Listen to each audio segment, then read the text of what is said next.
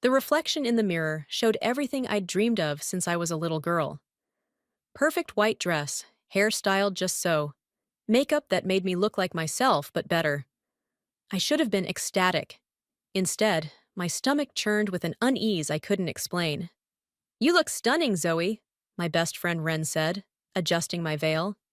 "James isn't going to know what hit him." I forced a smile, trying to shake off the gnawing feeling in my gut. "Thanks. I don't know why I'm so nervous." "Cold feet are normal," my mother Cecilia chimed in, fussing with my train. "I had them too, right before I married your father. But this felt different. The pit in my stomach had been growing for weeks, ever since I'd found that strange receipt in James's jacket, the one for a romantic dinner for two on a night he'd claimed to be working late.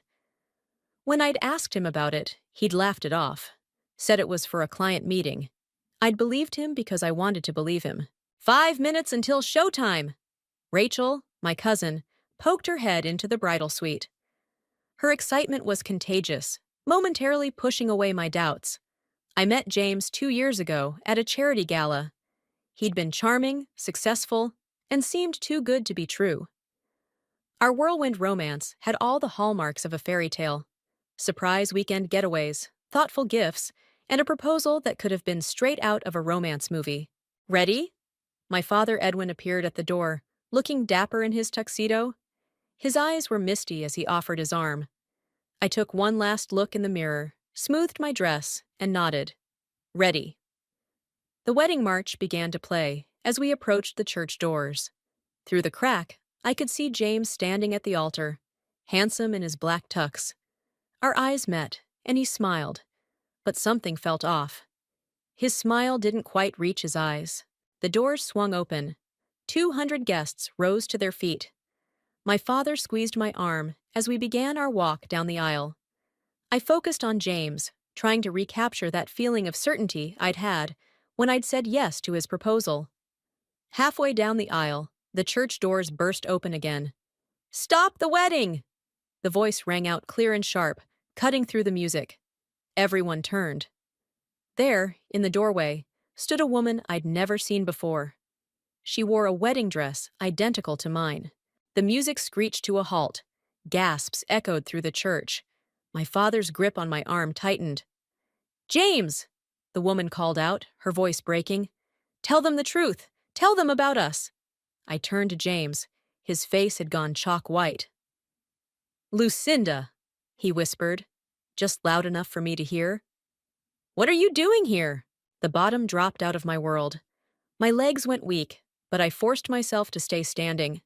The strange receipt, the late nights at work, the mysterious phone calls he'd step outside to take. It all clicked into place with devastating clarity. "Who is she?" I demanded, my voice surprisingly steady. James stepped toward me, hands raised placatingly. "Baby, I can explain." "Don't baby me," I cut him off. "Who is she?" The woman, Lucinda, strode down the aisle, her wedding dress rustling. "I'm his fiancé. Or at least, I was until I found out about you 3 days ago." More gasps from the congregation. My mother made a strangled sound. Ren appeared at my side, her hand finding mine and squeezing tight. "Is it true?" I asked James, even though I already knew the answer. I could see it in his eyes, in the way he couldn't quite look at me. "Zoe, please," he started, reaching for my hand. "It's complicated." I jerked away from him. "How long?" "A year and a half," Lucinda answered for him. "We've been together a year and a half. He proposed to me 2 months ago." The church had gone dead silent. I could feel hundreds of eyes on me, waiting to see what I would do. The old Zoe might have run away in tears, but something inside me had snapped. Or maybe it had finally clicked into place. I turned to face our guests, my voice clear and strong. "Well, ladies and gentlemen, it seems we have an interesting situation here. And since you've all taken time out of your busy schedules to attend a wedding," I paused, a plan forming in my mind. "I think you deserve to see exactly what kind of man James really is." I caught Ren's eye and saw her slight nod. She knew what I was thinking.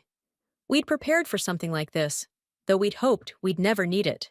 "James," I said, turning back to him with a smile that made him take a step back. Why don't we tell everyone about your Instagram DMs? Instagram DMs? James's voice cracked. The color drained from his face as I pulled my phone from the hidden pocket Ren had sewn into my wedding dress. Oh, yes, I said, my voice steady despite my racing heart. You see, everyone, James here, has a habit of forgetting to log out of his social media accounts on shared devices, like that iPad we bought together last Christmas. Lucinda stepped closer, her wedding dress brushing against mine. What exactly did you find? Ren, would you do the honors? I handed my phone to my best friend, who quickly connected it to the church's projection system, installed for displaying hymn lyrics during regular services. Zoe, please, James pleaded, stepping toward me. Don't do this. My brother Cameron stood up from his pew. Stay right where you are, James. The first screenshot appeared on the wall behind the altar. James's private messages to various women, dating back months. The timestamps told their own story. Messages sent during our date nights, during family dinners, even during our engagement party. Gasps and murmurs filled the church. My mother covered her face with her hands. My father sat rigid, his jaw clenched. This is just the beginning, I announced, my voice carrying through the stunned silence. Swipe left, Ren. More screenshots appeared. James with different women at restaurants, hotels, events, all posted on private Instagram stories he thought I'd never see. In some, he wore the same clothes he'd worn on nights he told me he was working late. You've been busy, Lucinda said, her voice dripping with venom. She turned to me. Did you know about the apartment in River Heights? I blinked. What apartment? The one he keeps for his business meetings, she spat. Paid for with company money, I might add. James lunged forward. Shut up, Lucinda. Make me, she challenged. Should I tell them about the credit card fraud, too? The church erupted in chaos. James's brother Ethan stood up from his seat. What credit card fraud? Oh, this is rich, I laughed. But there was no humor in it. Please, Lucinda, do tell. He's been using company cards for personal expenses, she said, pulling out her phone. I work at the bank that handles his company's accounts. That's how we met. When I realized he was engaged to someone else, I did some digging. James made a break for the side door, but Cameron and Ethan blocked his path. Running away, James? I called after him. Like you ran away from telling me about the STD test you got 3 months ago? More gasps. My mother finally found her voice. Zoe, this is hardly appropriate. No, Mom. I cut her off. You know what's not appropriate? Planning 2 weddings with 2 different women. Stealing from your company. Putting your fiancé's health at risk. Former fiancé, Lucinda corrected, then looked at me. Both of us. James slumped against the wall, his carefully constructed world crumbling around him. I can explain everything. Save it for the police, Ethan said, his phone already at his ear. I'm calling them now. The police? James's voice rose in panic. Come on, bro, you can't. I'm not your bro anymore, Ethan snapped. I'm the CFO who's going to have to explain to the board why our VP of sales has been embezzling company funds. I turned to our guests, who sat in stunned silence. I'm sorry you all had to witness this. The reception hall has been paid for, and the food and drinks are excellent. Please, go enjoy yourselves. Consider it a celebration of dodging a bullet. You bitch! James snarled, finally showing his true colors. You planned this whole thing. No, James, I replied calmly. You planned this. Every lie, every betrayal, every stolen dollar. Those were your choices. I just made sure everyone could see them. Lucinda stepped forward. And I'll be providing all the banking records to support the investigation. The sound of sirens grew closer. 2 police officers appeared at the church entrance, summoned by Ethan's call. Ladies and gentlemen, I announced, I believe this concludes the ceremony portion of our evening. As I said, please head to the reception. Ren will lead the way. As the police led James away and the guests filed out, Lucinda turned to me. I'm sorry about all this. I found out about you 3 days ago and couldn't let him get away with it. I looked at her, really looked at her, and saw the same pain I felt reflected in her eyes. Thank you for coming forward. We both deserved better. Yes, we did, she agreed. Buy you a drink at your non-wedding reception? I smiled. My first genuine smile of the day. Make it a double. Behind us, my mother was having vapors about the scandal, but my father's voice cut through her complaints. Our daughter just dodged a lifetime of lies and manipulation. I'd say this is the best wedding gift she could have received. I linked arms with Lucinda. Come on, let's go get that drink. I have a feeling this is the beginning of a beautiful friendship. The reception hall buzzed with a different kind of energy than I'd imagined for my wedding day. Instead of first dances and cake cutting, clusters of guests huddled together, whispering and shooting glances my way as I sat at the bar with Lucinda. So he told you he was divorced? I asked, sipping my martini. Claimed his ex-wife was crazy and unstable. Lucinda rolled her eyes. I'm guessing that's what he told other women about us, too. Ladies, Wren approached, holding her phone. You need to see this. James's arrest is already trending on social media. She showed us her screen. Videos of James being led out of the church were everywhere, along with screenshots from his Instagram that I'd exposed. The hashtag #SockWeddingFromHell was gaining traction. Good, I said, straightening my spine. Let's make it trend harder. Wren, remember that folder we made? Wren's eyes lit up. The receipts? All of them. Post everything. My mother appeared behind us, clutching her pearls. Zoe, stop this at once. You're embarrassing the whole family. No, Mom. James embarrassed us by thinking he could play us all for fools. I turned to face her. Why are you more concerned about appearances than the fact your daughter almost married a criminal? I have to agree with Zoe, my father said, joining us. Better a scandal now than a divorce later. But what will people say? My mother fretted. They'll say your daughter is a badass, Rachel chimed in, sliding onto a bar stool. The group chat is blowing up. Every woman in there is sharing their own stories of cheating exes. You've started a movement, Zoe. Lucinda checked her phone. The bank's fraud department just emailed me. They're launching a full investigation into James's accounts. Speaking of which, Ethan approached our group, looking grim. I just got off the phone with our board. They're pressing charges. James wasn't just using company cards for dates. He was running a whole scheme. Fake expense reports, ghost employees, the works. My stomach lurched. How much? Close to $500,000. The room spun slightly. I gripped the bar for support. I lived with him. We shared accounts. Will I be implicated? No, Ethan assured me. We've tracked everything. It's clear you weren't involved. In fact, he hesitated. We'd like to offer you a position in our compliance department. Your attention to detail in catching James's deception. We could use someone like you. A laugh bubbled up from my chest, slightly hysterical, but genuine. Are you offering me my ex-fiancé's job? Better salary, better title. Ethan shrugged. Think about it. My mother finally sat down, deflating slightly. Well, I suppose a corporate position would be respectable. Mom! I snapped. Can you stop thinking about respectability for 1 minute? I just dodged a bullet the size of a nuclear missile. Actually, Lucinda interjected, make that 2 nuclear missiles. She turned her phone toward us, showing a dating app profile. Look who I just found. There was James, under a different name. His profile claiming he was a single businessman looking for his soulmate. The profile was active as recently as yesterday. Son of a... my father started. Ladies and gentlemen. Wren's voice cut through the murmur of the crowd. She'd taken the stage where the band should have been playing our first dance. I think it's time we hear from our bride. The crowd turned toward me expectantly. Lucinda gave me a gentle push. Go. Own this moment. I walked to the stage, my wedding dress rustling with each step. The spotlight felt warm on my face as I took the microphone.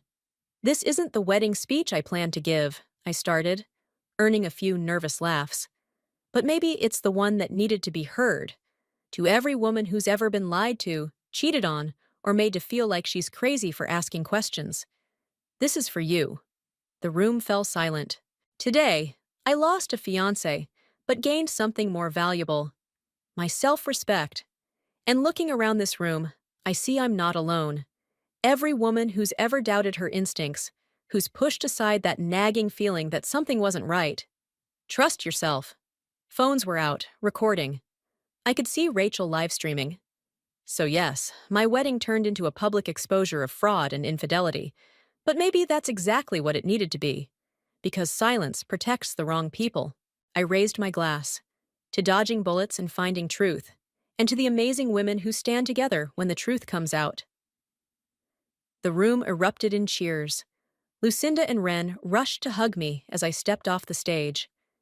My father wiped his eyes proudly, and even my mother managed a small smile. "You know what?" Lucinda said, grinning. "I think we should start a support group." I looked at her, then at all the women in the room, recording and sharing their own stories. I think we already have. The morning after my non-wedding, I woke up to my phone practically exploding with notifications. Ren had stayed over, and she burst into my room waving her tablet. "You've gone viral!" she exclaimed. "The video of your speech has over 2 million views." I sat up, my head slightly fuzzy from last night's champagne. "What? Look at this!" She thrust the tablet at me. My speech from the reception was everywhere, with captions like "Bride exposes cheating fiancé in epic takedown" and "Wedding day justice." My phone buzzed, Lucinda calling. I put her on speaker. "Turn on channel 7 now," she said without preamble. Ren scrambled for the remote. The local morning news was running our story, complete with footage from the church. In what's becoming known as the Wedding Day whistleblower case, sources confirm that James Davidson is facing multiple charges of financial fraud. "Oh my God," I breathed. "That's not all," Lucinda said. "Check your email. I've gotten hundreds of messages from women who've been through similar situations. They want to tell their stories." My inbox was overflowing. Women sharing their experiences with infidelity, financial abuse, and gaslighting. Each one thanked me for speaking up. A text from Ethan popped up. "Board meeting in an hour. That job offer still stands. We need someone who can spot red flags." "You should take it," Ren said, reading over my shoulder. My doorbell rang. Rachel burst in moments later, carrying coffee and bagels. "The morning shows want interviews, and you've got to see what your mom posted." "My mother?" I grabbed Rachel's phone. There was my proper appearance-obsessed mother's Facebook post. "Yesterday, I learned that protecting family reputation means nothing if we're protecting lies. I'm proud of my daughter for standing up for truth. To all mothers, teach your daughters to trust their instincts." Tears pricked my eyes. "I can't believe she posted that." "People are responding like crazy," Rachel said. "Women are sharing it with their daughters." Another call came in. A woman named Sarah, who'd seen the video. She was sobbing. "Your speech gave me the courage to check my husband's phone," she said. "I found everything. The affairs, the secret accounts. I'm meeting with a lawyer today." "You're doing the right thing," I told her. "You deserve better." "We're starting a support group," Lucinda chimed in. "Would you like to join?" By noon, we had a name, Wedding Day Warriors, and over 500 requests to join our private Facebook group. Women supporting women, sharing resources, offering legal advice. My phone rang again. "Ethan, the board is impressed with how you handled everything," he said.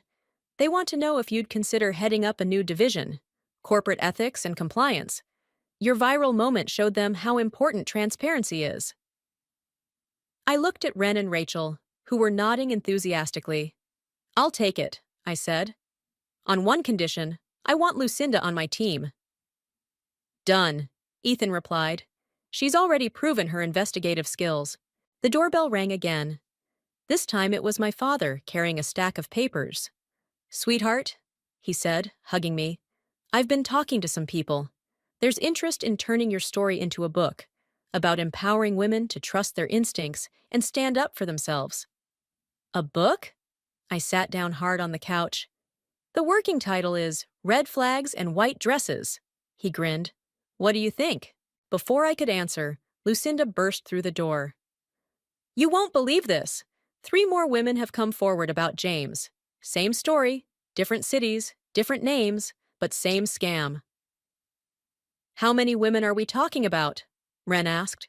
At least 7 that we know of, Lucinda said. And get this, he's done this before. Changed his name, moved cities, started over. But this time, we caught him. My phone buzzed with a text from Cameron.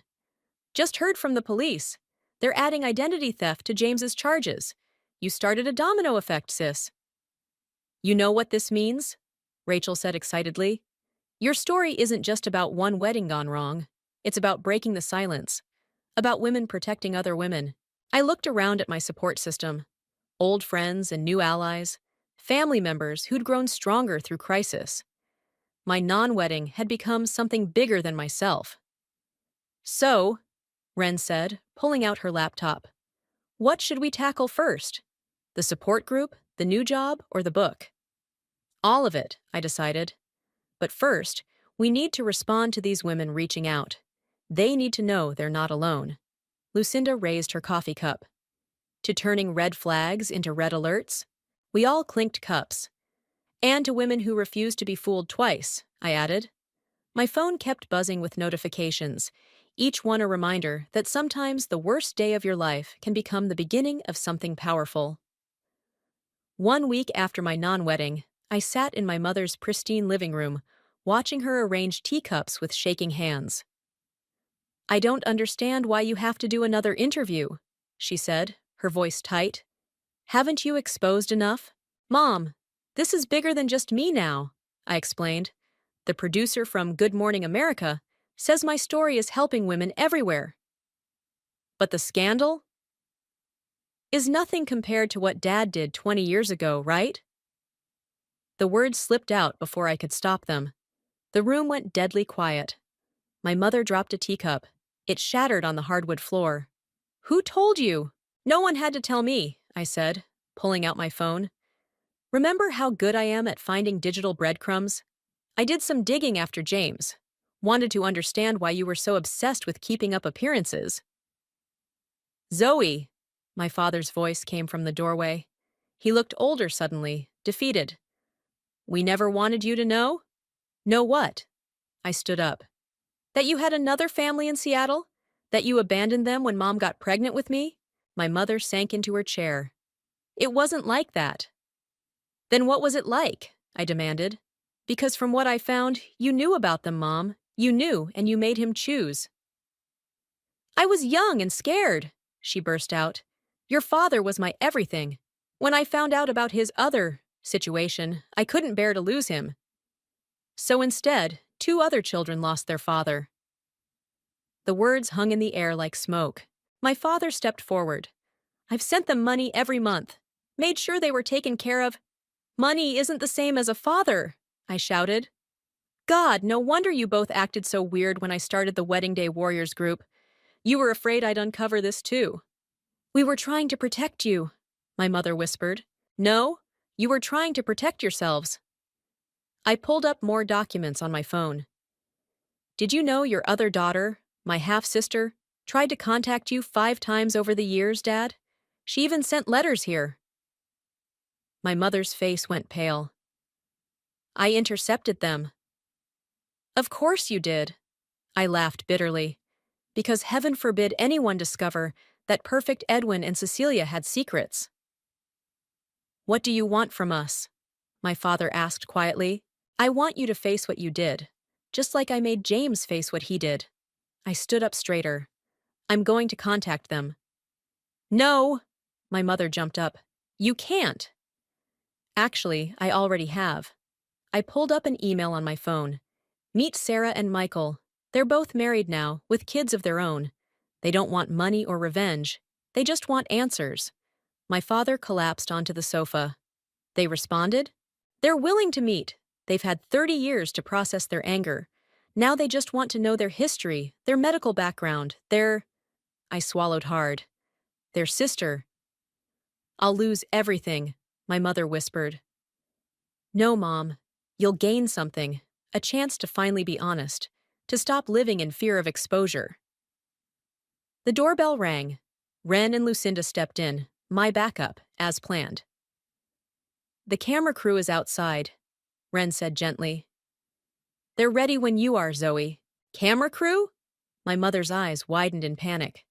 Yes, because this story, all of it, needs to be told. Not just James's fraud, but how secrets and lies poison families across generations. I can't, my mother started, but my father cut her off. Yes, we can. He stood up, squaring his shoulders. Our daughter is brave enough to expose her pain to help others. Maybe it's time we followed her example. Lucinda stepped forward. We've vetted the producer. They'll handle it sensitively, and your story might help other families heal. Think about it, I said softly. Sarah and Michael's kids, your grandchildren, they could know their family history, the whole truth. My mother dabbed at her eyes with a tissue. Will they hate us? They might, I admitted, but they might also understand. People are capable of forgiveness when they're given the whole truth. My father took my mother's hand. Cecilia, we've lived with this weight for 30 years. Maybe it's time to put it down. She looked at me, really looked at me, perhaps for the first time in years. When did you become so strong? When I realized that exposing the truth, as painful as it is better than living a lie. I held out my hand to her. Will you do this with me? She took a shaky breath, then nodded. Yes. It's time. As Ren went to call in the camera crew, I saw my parents holding hands, terrified but determined. This wasn't the family drama I'd expected to expose when I'd caught James cheating, but maybe it was the one that needed to come to light. Ready? Lucinda asked, adjusting the lighting. I looked at my parents, thinking of my half-siblings, waiting to finally know their full story. Ready? The Seattle airport was packed, but I spotted Sarah immediately. She had our father's eyes. Michael stood beside her, tall and broad-shouldered like Cameron. My half-siblings. The words still felt strange. Zoe? Sarah stepped forward, her voice trembling slightly. You look just like your pictures. We stood there awkwardly for a moment, before Sarah pulled me into a tight hug. Michael joined in, and suddenly I was sandwiched between two strangers who were also family. I can't believe you found us, Michael said as we pulled apart. After all these years? Actually, I smiled, you found me. Through the Wedding Day Warriors page. Sarah nodded. When I saw your last name and recognized Dad in your viral video, I just knew. We grabbed coffee at the airport cafe. Lucinda and Ren had offered to come with me, but this felt like something I needed to do alone. Mom and Dad's interview airs tomorrow, I said, stirring my latte. They told everything. We saw the preview, Michael replied. His hands tightened around his cup. It's surreal, seeing him after 30 years. He's different now, I said softly. The guilt ate at him. Mom, too, once she finally admitted her part in it. Sarah pulled out her phone, showing me pictures of her kids, my nieces and nephews. Lily here, she has Dad's smile. We always wondered where it came from. Speaking of wondering, Michael leaned forward. There's something else we need to tell you, about James. My stomach clenched. What about him? After your story went viral, our mom recognized him, Sarah explained. He tried the same scam in Seattle 15 years ago, with our cousin Amanda. What? I nearly knocked over my coffee. Different name back then, Michael added, but same MO. Dating multiple women, financial fraud. Amanda was too embarrassed to press charges when she found out, but now she's willing to testify, Sarah finished. She's already contacted the prosecutor's office. My phone buzzed. A text from Ethan. Major breakthrough in James's case. Call ASAP. Excuse me, I said, stepping away to call him. We found his original identity, Ethan said without preamble. He's been running this scam for almost 20 years. Different names, different cities. The FBI is involved now. I walked back to the table, my legs shaky. James, or whatever his real name is. He's been doing this for decades. Amanda wants to meet you, Sarah said gently. All his victims, they're connecting through your group. You've created something powerful, Zoe. It's not just me, I replied. It's all of us. Speaking up, sharing our stories. I paused. Like we're doing now. Michael checked his watch. Mom's waiting at the house. She'd like to meet you if you're ready. Your mom wants to meet me? I hadn't expected that. She says anyone brave enough to expose both a con man and decades of family secrets deserves her respect. Sarah smiled. Plus, she's got some stories about Dad from college that might interest you. My phone buzzed again. A message from my mother. Thinking of you today. Tell Sarah and Michael we'd like to meet when they're ready. No pressure, just open doors. I showed them the message. Baby steps, Sarah said, wiping away tears. But steps forward nonetheless. You know what's weird? Michael mused. If James hadn't been such a lying scumbag, none of this would have happened. Your wedding day disaster led to healing 30 years of family wounds. Karma works in mysterious ways, I laughed. Speaking of karma, want to see something interesting? I pulled up the Wedding Day Warriors website on my phone. The support group had evolved into a full-fledged organization, helping women spot relationship fraud and financial scams. We're launching a podcast next week, I explained, sharing stories, warning signs, recovery strategies. Would you and Amanda want to be guests? Count us in, Sarah said immediately. The more light we shine on these secrets, the less power they have. That's what Dad said during the interview, I remembered. Secrets are like poison. They don't just hurt the people keeping them, they hurt everyone around them too. Wise man, Michael said dryly. Better late than never, I guess. We stood up, ready to head to their mom's house. As we walked through the airport, I couldn't help but marvel at how life had turned out. My wedding day had imploded spectacularly, but from those ashes rose something extraordinary. Not just the exposure of a serial con man, but the reunion of a fractured family. Ready to meet more family? Sarah asked as we approached their car. I thought about all the secrets that had come to light, all the healing that had begun, all the connections that had been made. More than ready, I replied. I'm done with hiding things in the shadows. Good, Michael grinned. Because Mom made her famous lasagna, and she's got photo albums, lots of them. The courtroom fell silent as James was led in, wearing an orange jumpsuit instead of his usual designer suits. 3 months after my wedding day revelation, we were finally here for his sentencing. Lucinda squeezed my hand. Sarah sat on my other side, with Amanda next to her. Behind us, dozens of women from the Wedding Day Warriors filled the benches, all victims of James's various schemes over the years.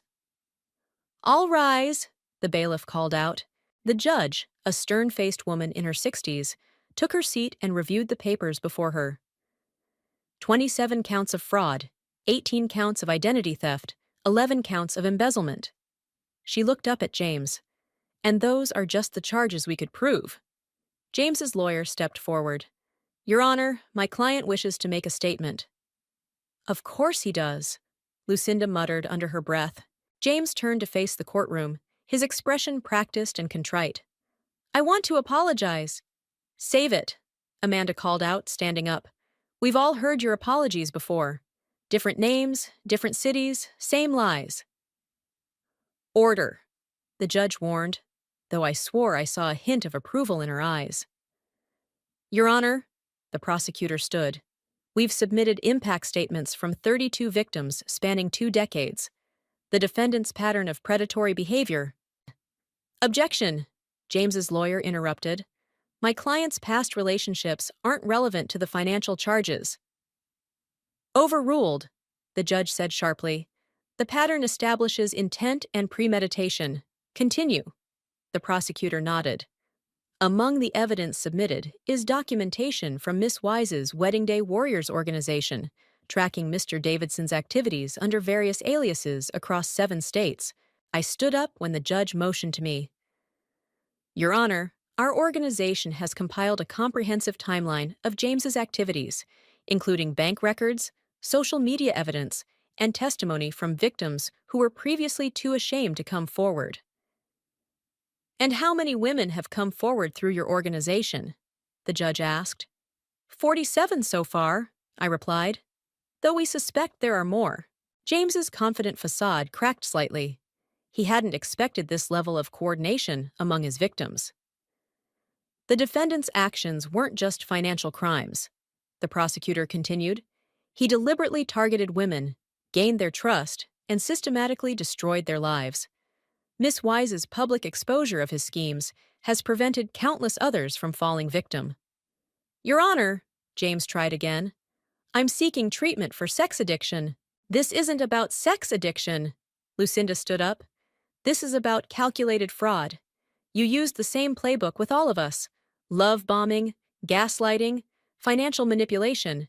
You even recycled the same engagement ring. Murmurs rippled through the courtroom as several women held up photos of themselves wearing identical rings. The judge raised her hand for silence. I've reviewed all the evidence, including the FBI's investigation into your various identities and the extensive financial trail. Mr. Davidson, or should I say Mr. Harrison, or Mr. Peters, or any of your other aliases, do you understand the gravity of your crimes? James nodded meekly. I don't think you do, the judge continued. You didn't just steal money. You stole years of these women's lives. You stole their trust, their security, their ability to believe in love. The financial damage can be calculated, but the emotional damage is immeasurable. She shuffled her papers. Therefore, I am sentencing you to 15 years in federal prison with no possibility of parole for 10 years. You will make restitution to all identified victims, and your assets will be seized and distributed accordingly. The courtroom erupted in applause. James slumped in his chair as the reality hit him. Additionally, the judge raised her voice over the noise, I'm ordering that Miss Wise's Wedding Day Warriors organization be granted access to all case files to assist in identifying and supporting other potential victims. As the bailiff led James away, he turned to look at me one last time. I met his gaze steadily, no longer the trusting bride he'd tried to deceive. Outside the courthouse, reporters gathered around us. Miss Wise, what's next for Wedding Day Warriors? I looked at the women surrounding me, Lucinda, Sarah, Amanda, and dozens more, all standing tall and strong together. We're expanding, I announced, opening chapters in every major city, creating a database to track serial relationship fraudsters, offering legal support, counseling, and most importantly, a community where women can share their stories without shame. And we're just getting started, Lucinda added, stepping forward. Today's verdict sends a message. Predators can't hide anymore. We're watching, we're talking, and we're fighting back. Sarah hugged me tight. Dad would be proud of you. He is, I smiled, thinking of our family's healing over the past months. We're all learning that truth, however painful, is better than comfortable lies.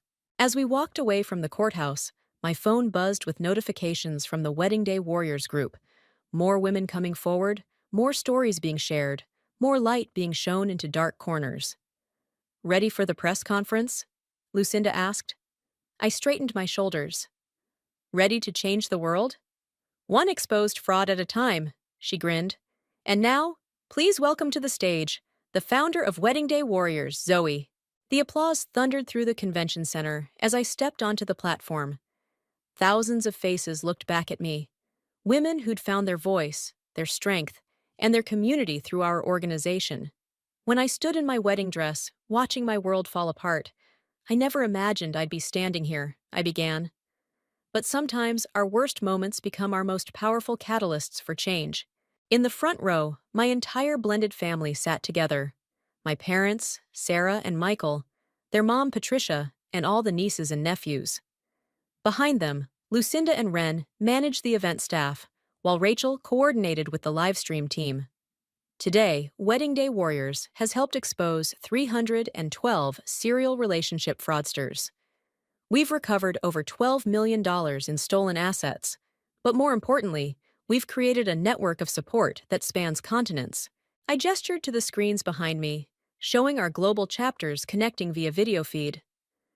But this isn't just about catching bad guys, I continued. It's about breaking the silence that protects them. It's about healing the wounds that shame keeps hidden. My mother stood up, walking to the stage with purpose. This wasn't planned, but I nodded for her to join me. My daughter taught me something powerful, she said, taking the microphone. She taught me that protecting lies costs more than facing truth. Today, I'm announcing the launch of our new program, Family Healing Circles, for those dealing with generational secrets and shame. The crowd erupted in applause. Patricia, Sarah, and Michael's mom wiped tears from her eyes as she watched her former rival become an ally in healing. Lucinda joined us on stage. And don't forget our biggest announcement. Thanks to our partnership with major dating apps, our fraud detection algorithm now helps screen for known predators before they can create new profiles. Speaking of predators, I added, I received a letter from James yesterday. He wanted to explain himself again. I sent back a copy of our latest statistics. How many women we've helped. How many lives we've saved. That was all the response he needed. The audience cheered. Among them sat Amanda and several other women who testified against James, now leading support groups of their own. But enough about the past, I said. Today, we're launching something new. The Wedding Day Warriors Foundation will provide legal aid, counseling, and financial planning for women rebuilding their lives after relationship fraud. And our first donor, I smiled at the back of the room where Ethan stood, is the company that once employed James. They're contributing his seized assets and matching them dollar for dollar. My father stood next to Patricia, both of them beaming with pride. Their healing journey hadn't been easy, but they'd shown that even decades-old wounds could mend with honesty and effort. We're also partnering with law enforcement agencies nationwide, Lucinda announced, training officers to recognize patterns of relationship fraud and financial abuse.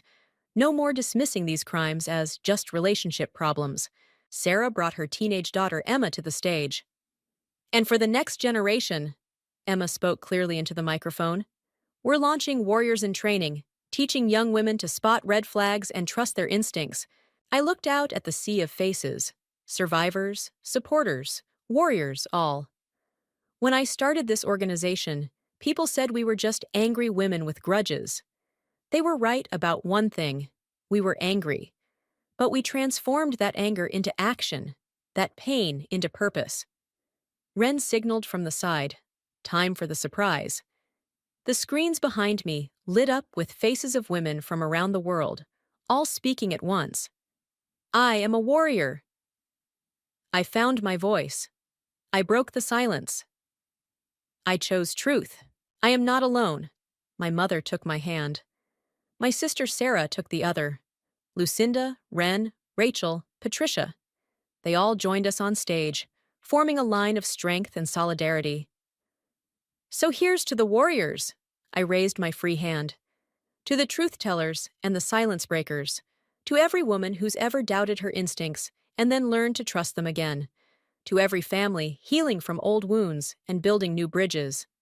The audience rose to their feet. And most of all, here's to the power of standing together. Because while one voice can be silenced, thousands of voices become a revolution. As the cheers filled the room, I felt the weight of my wedding ring finger, now bare, but stronger for it. I hadn't just survived a failed wedding, I'd helped build a movement. My phone buzzed with a new message, another woman reaching out, another story needing to be told, another warrior ready to rise. I smiled. Our work wasn't finished. It was just beginning.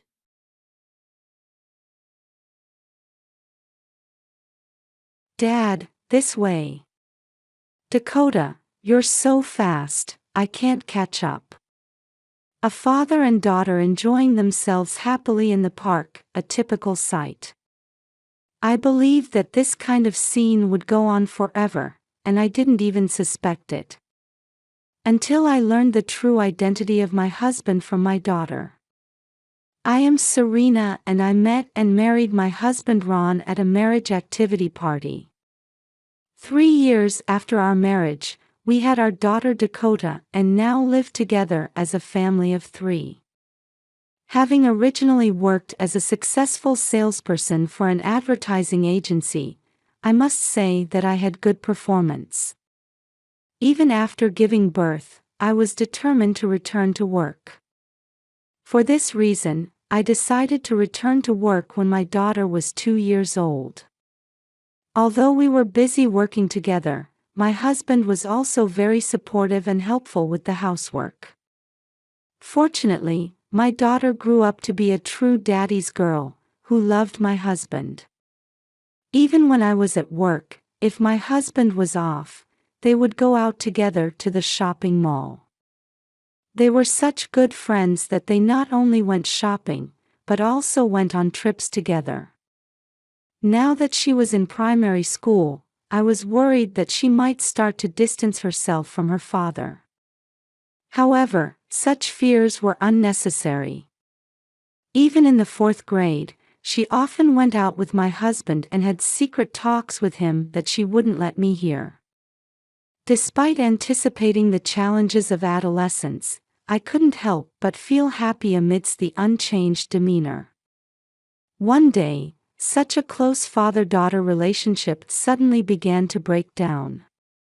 One day my husband came home from a business trip and said, "Dakota, did you miss Daddy? I bought you lots of souvenirs."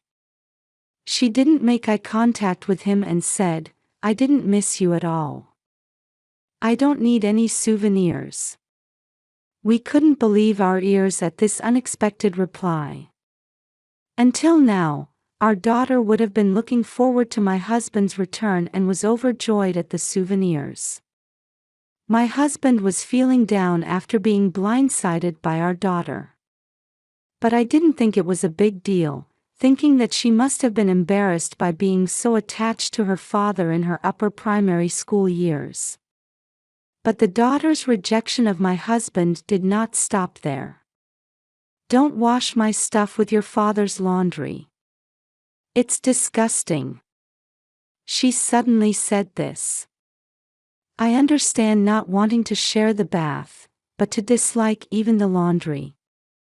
That's unexpected. For the time being, I decided not to tell my husband and secretly did the laundry separately. Furthermore, my daughter's refusal of my husband continued.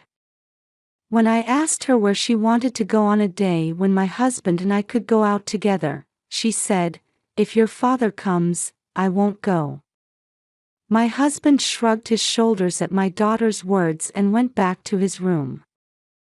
I decided to accept that this was part of her rebellious phase and that she was growing up. This situation continued for several years and the daughter became a junior high school student. By this time, she had started to ignore my husband's presence. When my husband said to her, "Good morning, you're up early today," she didn't say a single word back. On the contrary, she doesn't even look at my husband's face. Even though it's adolescence, I felt it wasn't right, so I tried to talk to my daughter several times. But she didn't say anything, just said she didn't like him somehow. Pushing too hard at this point might only provoke more rebellion from my daughter. I thought so, and one night I talked to my husband about my daughter. It might be hurtful to witness that attitude, but since she's going through adolescence, let's cut her some slack. I don't think she means any harm. I was like that too, but eventually, she'll settle down. I told him softly that it was that time of year and that my husband should wait until she calmed down, so as not to hurt him. Who does she think has been raising her all this time? It doesn't seem like the attitude of someone towards their parents. As expected, my husband was angry, as he was not happy with his daughter's attitude of late. I thought he was depressed, but I did not expect him to be angry, and I was a little worried that he would not be able to get closer to my daughter in this way. During the summer holidays when my daughter was in the 2nd year of secondary school, I was able to take a long holiday. Since my daughter had not been able to travel since she started junior high school, I decided to use the holiday to spend 2 nights with her at a hotel in a rural area. We were excited to be traveling together as 2 women for the first time in a long time. We were excited for our first mother-daughter trip in a long time. On the day of the trip, we went out to eat, picked out souvenirs and headed for the hotel. At this time, my daughter still did not buy any souvenirs for my husband. When she was in primary school, she was the first one to buy a present for my husband. I felt lonely. I couldn't even ask my daughter, "Don't you have to buy your father's?" I couldn't even ask her, so I secretly bought souvenirs on her behalf. When we arrived at the hotel, we enjoyed the spa and dinner and talked a lot about my daughter's school and her lessons. However, it was difficult to find an opportunity to ask her about my husband, and before we knew it, the meal was over. After a meal, we took a moment to relax, then decided to take a shower before bed. There, my daughter suddenly started talking about my husband. "Mom, I know you've been worried because I've been keeping my distance from Dad. I don't want to cause you any worry. But today, I want to tell you the reason for that." Saying that, my daughter opened up with a heavy heart. "I actually saw Dad being friendly with Marjorie's mom when I was in elementary school. At first, I thought it might be PTA or something." With tears in her eyes, my daughter told us what she had seen and heard. "Marjorie is a friend of my daughter's from primary school. And what the daughter told me was that my husband was having an affair with this Marjorie's mother. When my daughter first saw them together, she thought they were just returning from a school event. However, as my daughter began to see them more frequently, she began to feel uncomfortable. But my daughter, who was in primary school at the time, felt strange, but she didn't realize it was adultery. Still, my daughter couldn't shake off a sense of aversion towards my husband, hence the distance. There were times in middle school when my husband's behavior became a topic of conversation at school, too. The catalyst was when a student in our class saw my husband and the mother leaving a hotel together. This spread rumors throughout the school. And my daughter understood what had been going on. When my daughter started junior high school, I lifted my shortened working hours and started working full-time. Due to this, there was also less time spent with my daughter, so I had no way of knowing about such rumors. I felt sorry for what I had done to my daughter and full of anger towards my husband. "I'm sorry for making you suffer all this time. From now on, I'll protect Dakota." I hugged my daughter and we both shed tears that day. I wanted to question my husband about the truth of the affair as soon as I got home from the trip. However, there was a lack of evidence for this, so I held my feelings in check and behaved as usual. At this time I had already decided to divorce my husband, but I needed to prepare for this. I consulted a lawyer I knew and was referred to a detective. And then, I had a GPS installed in my husband's commuting bag, and I had his movements monitored further. A month after the detective was commissioned to investigate, I was given a report by the detective, where I was told about my husband's infidelity. The details of the story were beyond my imagination. My husband's relationship with the mother of one of my daughter's classmates had started when my daughter was in the 3rd grade of primary school. Looking back, it was right at the time when I had returned to the sales department and was even busier at work. It was also around this time that I started asking my husband, who could take weekdays off, to attend my daughter's school events and PTA meetings. If I had been aware, I would have noticed. I felt so ashamed of myself. As if to push me further, the detective continued his story. His affair partner was a full-time housewife and had time on her hands during the day, so she used to come over to our house on my husband's days off. Moreover, she even used the kitchen to cook without permission. Since I had the day off today, I made dinner, my husband said, unaware that the dish I happily enjoyed was actually made by that woman. Just thinking about it made me nauseous. Furthermore, most of the housework my husband thought he was helping me with was done by that woman. How did the woman feel doing the housework in our home? Did she despise me as an unfit wife for not doing the housework and working all the time? Did the woman think she was a better wife for my husband? I felt anger like I had never felt before. I couldn't forgive either the woman who brazenly used the kitchen or my husband, who watched her contentedly. And when I heard that the relationship was still going on, it sent chills down my spine. I had never imagined my husband's infidelity. I even worried that my daughter's rebelliousness was getting my husband down. How dare he be angry at my daughter for ignoring him? He was doing the worst thing a father can do. And now she is still suffering because of the rumors at school. I thought no matter what my husband does for me or tries to make up for, I can't forgive him. I wanted to leave the house now, so I decided to rent a flat and live alone with my daughter, but I was also worried about leaving her alone until late in the evening in this situation. Therefore, I told my parents about the situation and asked for their help. They agreed, and agreed to divorce me. They also agreed to rent me a room in a flat they owned near their parents' house. There, my daughter could go home to my parents' house when I was late and my parents could check on her. I wondered if it was really necessary for a second-year middle schooler, but given the circumstances this time, I didn't want to leave my daughter alone as much as possible. In this way, I made good progress in preparing for my divorce. Finally, the day came when I had to tell my husband everything.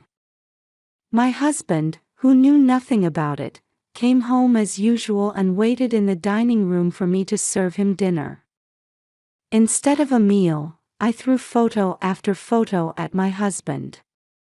Photos of my husband and the woman going into a hotel, photos of them going into our house, photos of them going on holiday.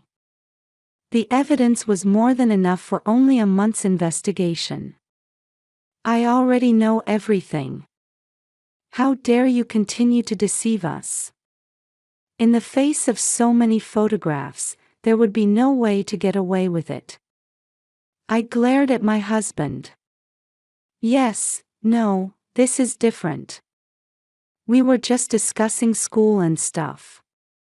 I wouldn't do anything to destroy my precious family. Desperately, my husband defended himself, but there was no need to go to a hotel to discuss the matter. And there was no way they would ever go on a trip. The husband's tortured excuses were not going to get through, and he had no choice but to admit it. But my husband still said, "I'm not getting a divorce. My family is the most important thing to me. That woman is just for fun," he cried to me. But I can't forgive him anymore. My daughter is having a hard time at school because of this affair. I also told my husband that my daughter had seen them together and informed me, and that the affair was the reason why my daughter was distancing herself from my husband. Then my husband's attitude changed. He shouted that everything was over and smashed the cup in front of him on the floor. My husband then threw everything in sight around the house.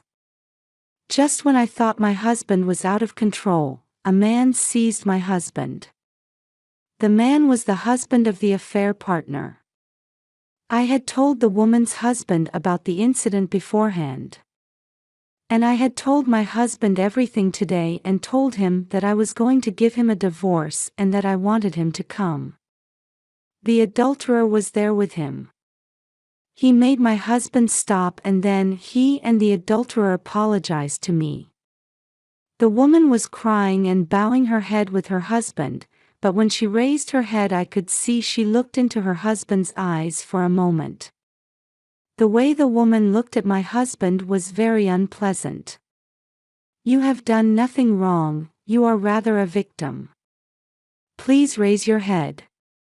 After telling the woman's husband this, I looked at my husband and the woman and said, "I will never forgive my husband or you for the rest of my life. I don't even want to see your face, so please leave." Despite the frightened faces of my husband and the woman's husband and I agreed only that we would discuss alimony and other matters at a later date. The adulterer then left, being dragged away.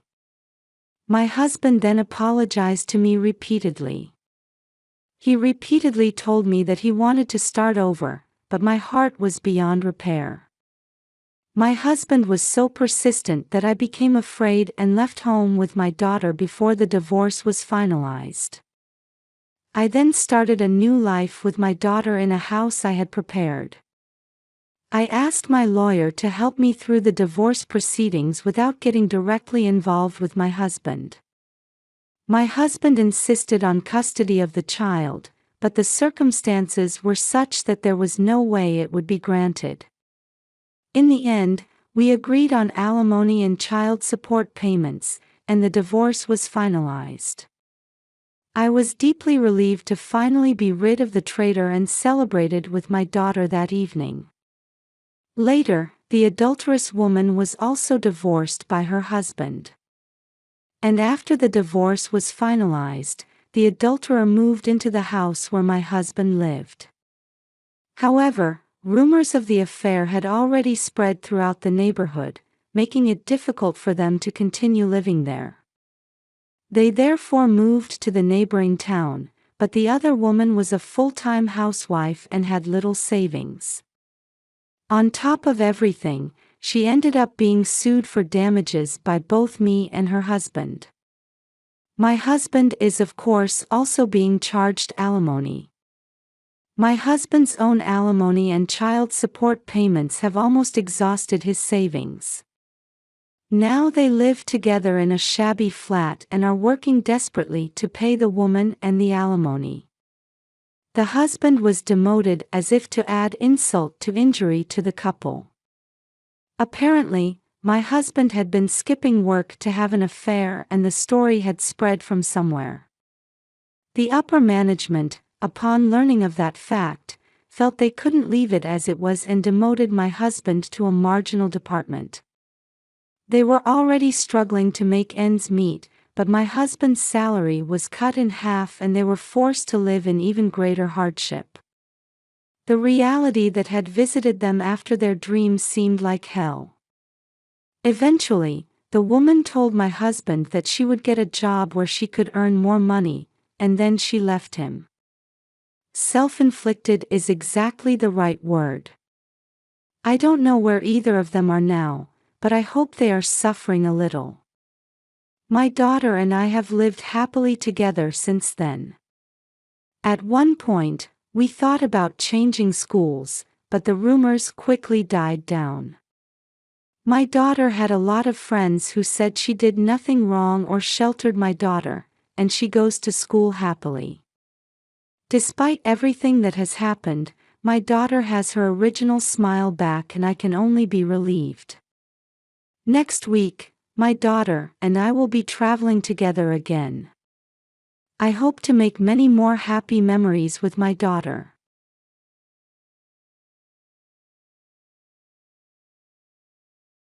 On the 5th day after the baby was born, my husband appeared without any prior notice and handed me divorce papers right in front of me. "If you do something great because you have a child, I'm going to get a divorce right away. You can't raise a child alone, can you?" At the peak of my anger, I snatched the divorce papers from my husband. "Oh, it's no use trying to break you. You'll be my slave for the rest of your life." Ignoring my husband's smirk, I signed the divorce papers and said, "I deserve better than this." Okay, let's get a divorce. Huh? I'm Stacy, 32 years old. It's been 4 years since I married Gasper, whom I met at work. I'm going to make a lot of money outside, so I want you to support me, and when we have kids, I want you to stay at home. Gasper said he felt lonely as a child because his parents both worked.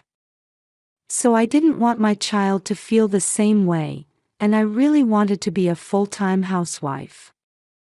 I agreed with Gasper, and I became a stay-at-home mom as soon as I got married. Gasper, who was over 30 years old at the time of his marriage, immediately wanted children. I wanted to spend time alone with my husband, but I also desired to have a child of my own. I felt a little lonely, but I convinced myself that I would save the time for the two of us in my old age. But after 1 or 2 years, the baby never came to us. I was starting to feel impatient. Gasper became irritated and began to speak as if I was at fault. Why can't you get pregnant when you're a stay-at-home wife? There are plenty of working women out there who get pregnant. You're in a privileged position and still can't conceive. Who do you think you are? Even if you say that, it doesn't mean that I don't want to get pregnant. Pregnancy doesn't matter if you have a job or not. Gasper says I'm the only one who is at fault. It seemed like he was relieving his frustration by ordering me around. You're just lounging around at home with no kids, so you should be able to do at least this much. Stop being lazy.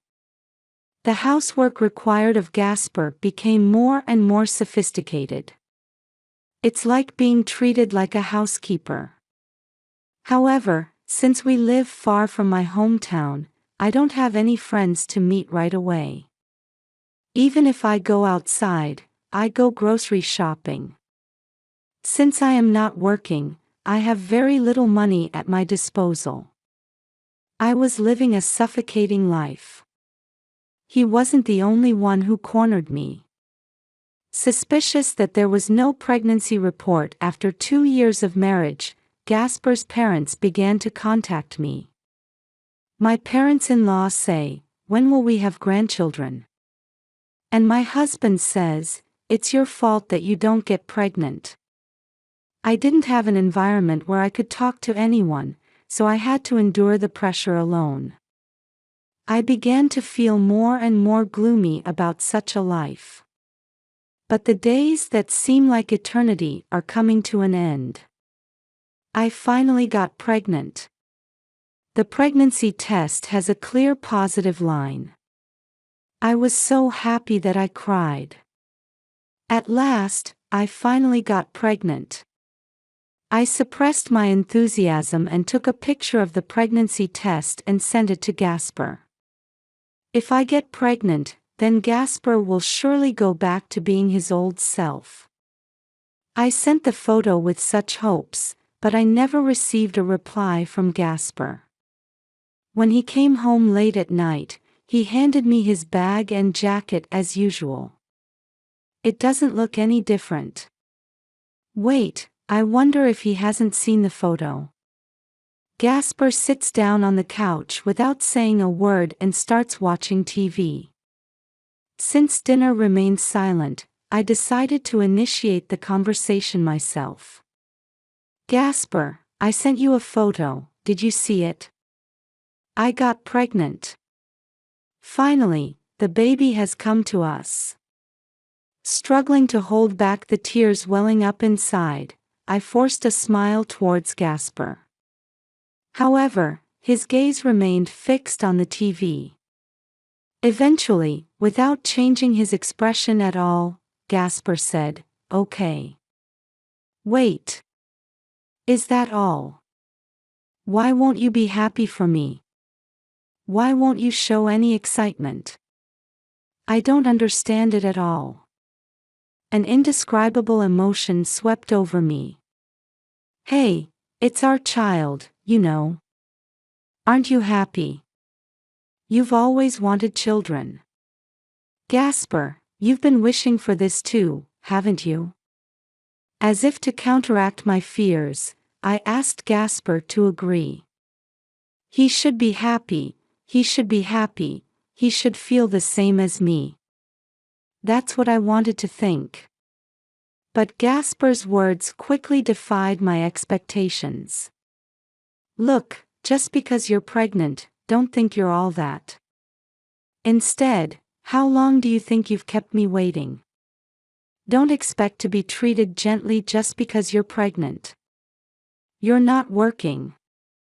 You'll continue to take care of the house just like before. I don't want to be kind to them, or to cut corners on housework. All I'm asking for is one word from Gasper that says, I'm happy. Tears of sadness overflow in contrast to the tears of joy that I had been crying before. Gasper didn't care about me and went to the bedroom without saying anything. I don't know why he wasn't happy. Even though he said so much, I want to have children. When I went to the gynecologist, it turned out that I was pregnant with twins. But Gasper doesn't look happy. My stomach isn't big yet, and I wonder if he doesn't feel real. I convinced myself that surely, as my belly grew bigger, he would gradually come to realize the reality of it all. After a few weeks, morning sickness set in, and I started to feel drowsy all the time. Even in such a state, Gasper did not care about my health and did not help me with household chores. Meanwhile, when I went for a checkup, I was confronted with a shocking fact. It's an impending miscarriage, try to rest as much as possible. The word miscarriage blacked out my eyes, but I breathed a sigh of relief when I heard that there was still a chance of saving the baby. The doctor's directive is, rest at home. I need to get Gasper to help me. I contacted them immediately, but as with the pregnancy report, he did not receive a reply. When he returned home, I told Gasper about the examination, but his attitude did not change. After a few days of deliberation, I decided to return home early. That night, Gasper hit me with these words. Don't get too fat at your parents' house, and when you come back, you'll take care of the house as usual, okay? Be careful not to be too lazy. On the day I go back to my parents' house. Even though I wouldn't be able to see him for a while, Gasper had gone out in the morning. After that, with the help of my parents, I went for several checkups during my maternity leave, and during the third one, the doctor assured me, there's no need to worry anymore. That is the only salvation. I contacted Gasper and told him the results of the examination, and when he answered the phone, he said in a grumpy voice, "Oh, that's good, bye." Just before he hung up the phone, I heard a woman's voice on the other end. "Gasper, who are you calling?" It didn't sound like a mistake. The caller clearly called out Gasper's name. I had a faint feeling that Gasper didn't love me anymore. I didn't want to admit it, but when I heard that woman's voice, I couldn't help but admit it. This incident finally explained Gasper's cold attitude up until now. As I rubbed my growing belly, I made a decision. Let's get a divorce, and I'm going to raise these twins. Having been cooped up at home for about 2 months, I decided to go for a walk. It was a sunny and warm day, and the fresh greenery was very dazzling. Just then, I was suddenly called out from behind. The one who called out to me was my childhood friend, Mikola's. When I saw him for the first time in several years, he happily invited me to tea. After reminiscing about each other's old stories, we report on each other's latest status. Adam is now a lawyer and has just opened a small office. Hearing about his profession, I came up with an idea. Come to think of it, we can definitely claim compensation for cheating, right? When I inadvertently said this, Adam's expression suddenly turned serious. What's wrong? If there's something bothering you, I'm here to listen. Before I knew it, I found myself revealing the innermost thoughts I hadn't been able to share with anyone. I spoke about the pain of finally getting pregnant but facing my husband's indifference and his enjoyment with his affair partner. As we talked, I noticed that tears were coming to my eyes. I see. That must have been tough. At Adam's words, the thread that had been holding on to tension snapped. Despite my age, I couldn't help but sob uncontrollably without caring about the people around me. Calm down. Don't worry, I'll help you. Adam desperately comforted me.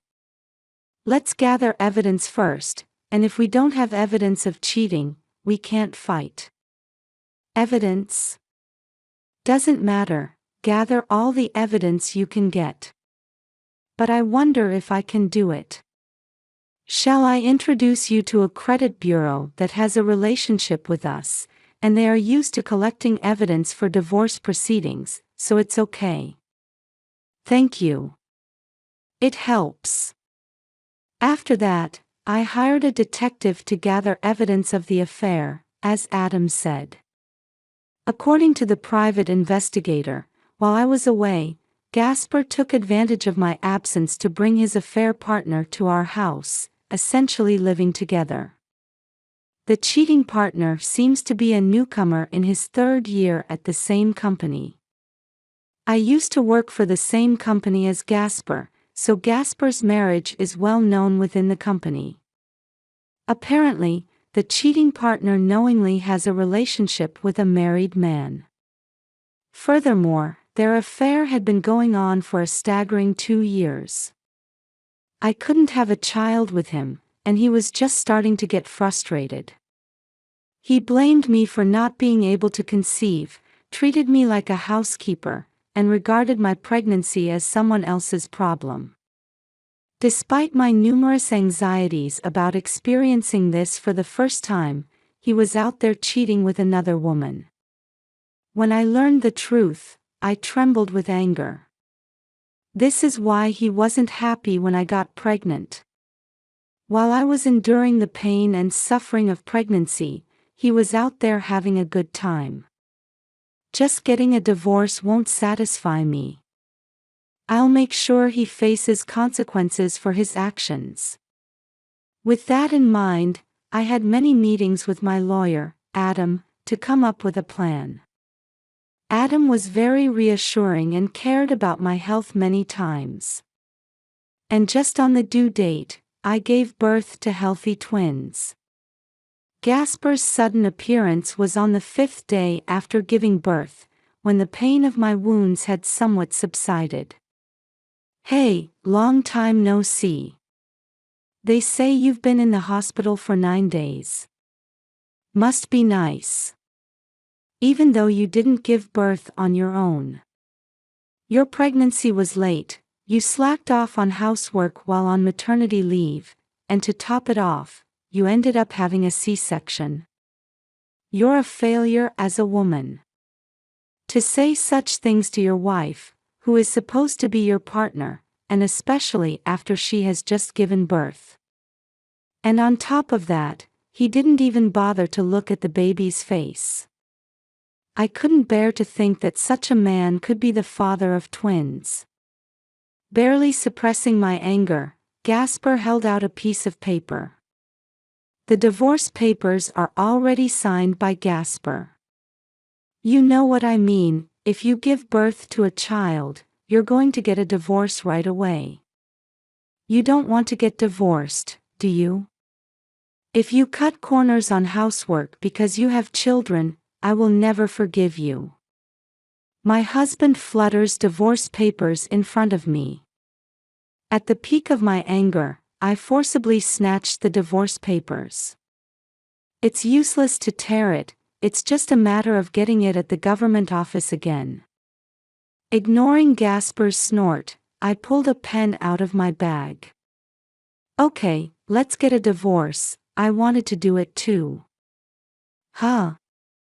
I won't let the kids lift a finger. I want him to leave this place as soon as possible. With that in mind, I signed the divorce papers. Gasper sneers at me as he reaches out to snatch the divorce papers. Do you even understand what you're saying? If you divorce me, what are you going to do with these kids? You can't raise them alone. Instead of being stubborn, you should just accept that you'll spend your life as my slave. I've told my parents that I'm getting a divorce and I'm going to live at my parents' house from now on. I don't want a man to flirt with me. I don't know how long that swagger will last, because you can't do it without me. It's too late to regret it then. That's when I heard Adam's voice. Excuse me, my name is Rufus, and I'm a lawyer for Stacy. If you don't let go of your hand right now, I'll call the police. At the sudden appearance of the lawyer, Gasper quickly let go of his hand.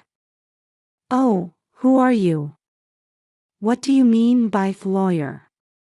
As if to restrain Adam, the husband takes a step forward and shouts. But Adam is unfazed. He must have gone through this kind of mess many times before. Adam calmly proceeded. We already have evidence of infidelity, and if you don't agree to a divorce mediation, or trial. If you do not respond to the request for alimony or discussion, you will be subject to a court case. Wait a minute, I'm not agreeing to a divorce. You're the one who brought up the divorce in the first place, so what are you talking about now? It's ridiculous and I can't keep up with it. While Adam was convincing Gasper, I gave him the signed divorce papers. Rufus, please take this. Gasper tried to take it away, but Adam quickly put the divorce papers in his bag. I'll take care of it.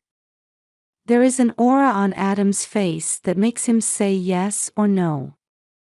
Perhaps realizing that he couldn't go against the lawyer, Gasper now clung to me. Hey, you're kidding, you're not going to get a divorce, are you? You can't live without me, can you? Twins, right? Twins. It costs a lot of money. You're going to be in trouble without me. I gave Gasper a cold look. At my gaze, Gasper flinched for a moment. What are you saying when you ask for a divorce yourself?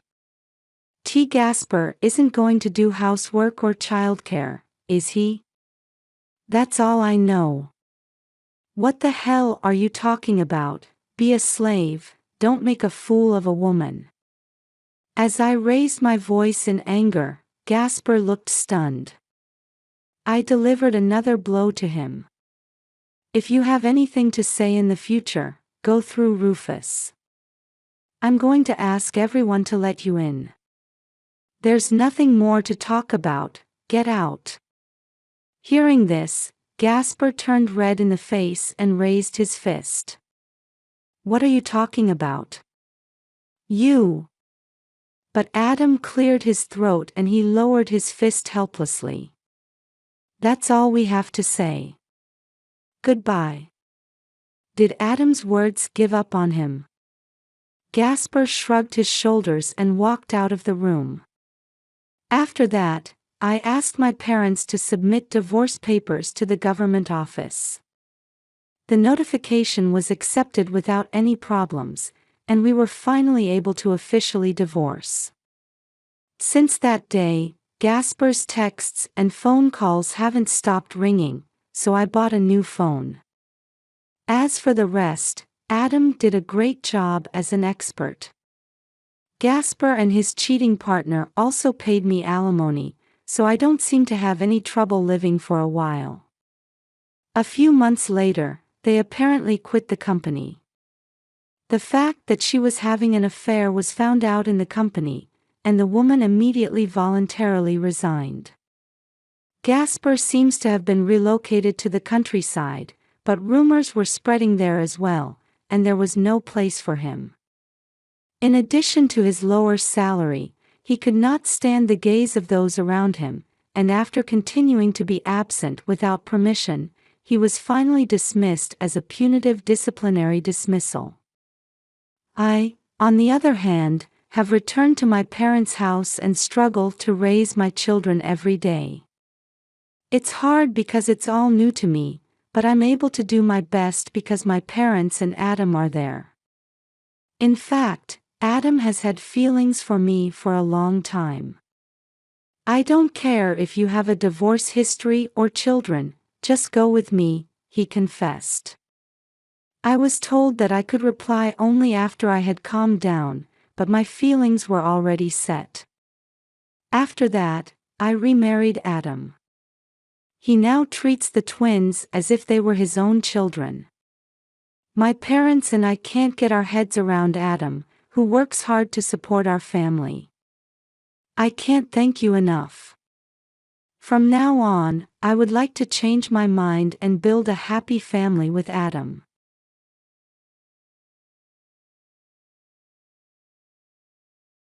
My name is Amanda Parker. I live in a quiet suburban neighborhood outside Tampa with my husband Thomas and our 6-year-old son Ryan. On weekends, I used to wake up to the delightful aroma of Thomas's freshly made pancakes wafting from our sunlit kitchen. There's always a small vase of seasonal flowers on our white kitchen counter. Right now, the gentle fragrance of pale pink sweet peas mingles with the morning air. Every morning, as I tie back my long brown hair and make my way downstairs, I hear Ryan's cheerful laughter. Mom, Dad made blueberry pancakes today. His excitement never fails to bring a smile to my face.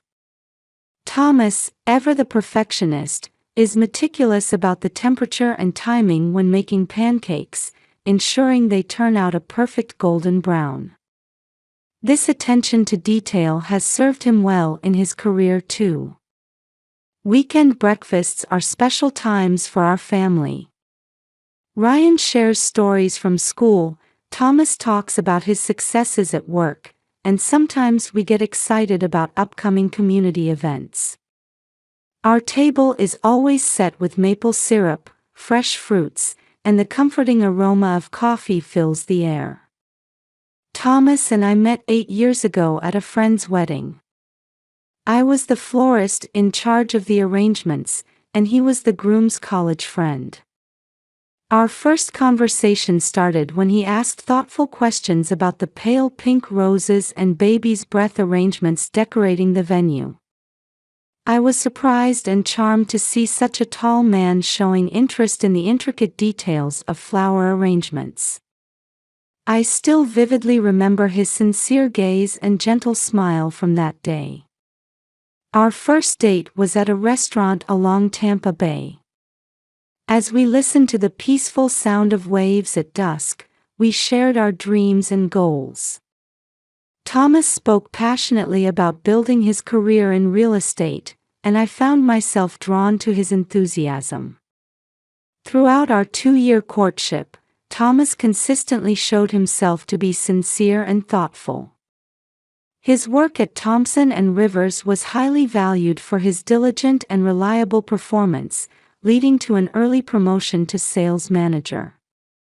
On the day he proposed, he appeared with a bouquet of my favorite gardenias and made his heartfelt vows with simple sincerity. When we decided to marry, I was confident we could build a secure future together. 5 years into our marriage, I fulfilled my longtime dream of opening my flower shop, Bloom and Grace, in a prime location at the new shopping mall near the station. Thomas supported me completely, from securing funding to selecting the location.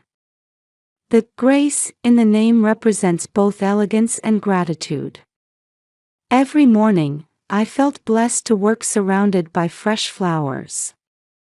I remember being deeply moved by the warm support of our neighbors who came to celebrate the opening. Our son Ryan is our pride and joy. He's a first grader at Willowbrook Private Elementary School and particularly gifted in math.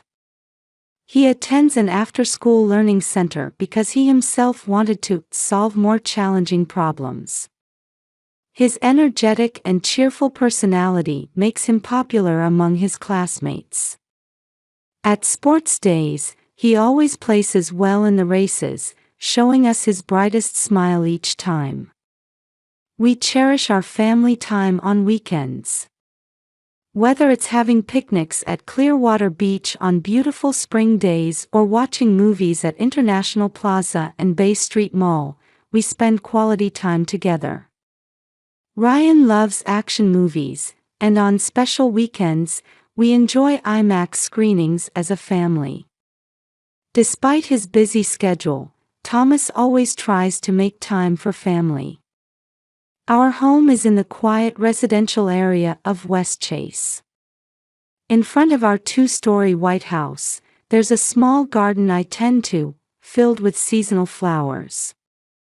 Roses, lavender, and marigolds create a colorful display that brings joy to passers-by. We have good relationships with our neighbors, sometimes having barbecues together on weekends. Summer garden parties have become our tradition. Ryan invites his friends for water play while the adults chat over Thomas's grilled specialties. Those smiling faces of my family were my greatest treasure. We usually shop at Publix supermarket, where I plan meals considering Thomas's preferences and Ryan's nutritional needs. Thomas enjoys Japanese cuisine, so we occasionally visit Japanese grocery stores. Sometimes we treat ourselves to dinner at the Cheesecake Factory, and watching Ryan's excited expression during these outings was a secret joy for us as parents. Seeing Thomas off to work each morning along Dale Mabry Highway has been part of my daily routine.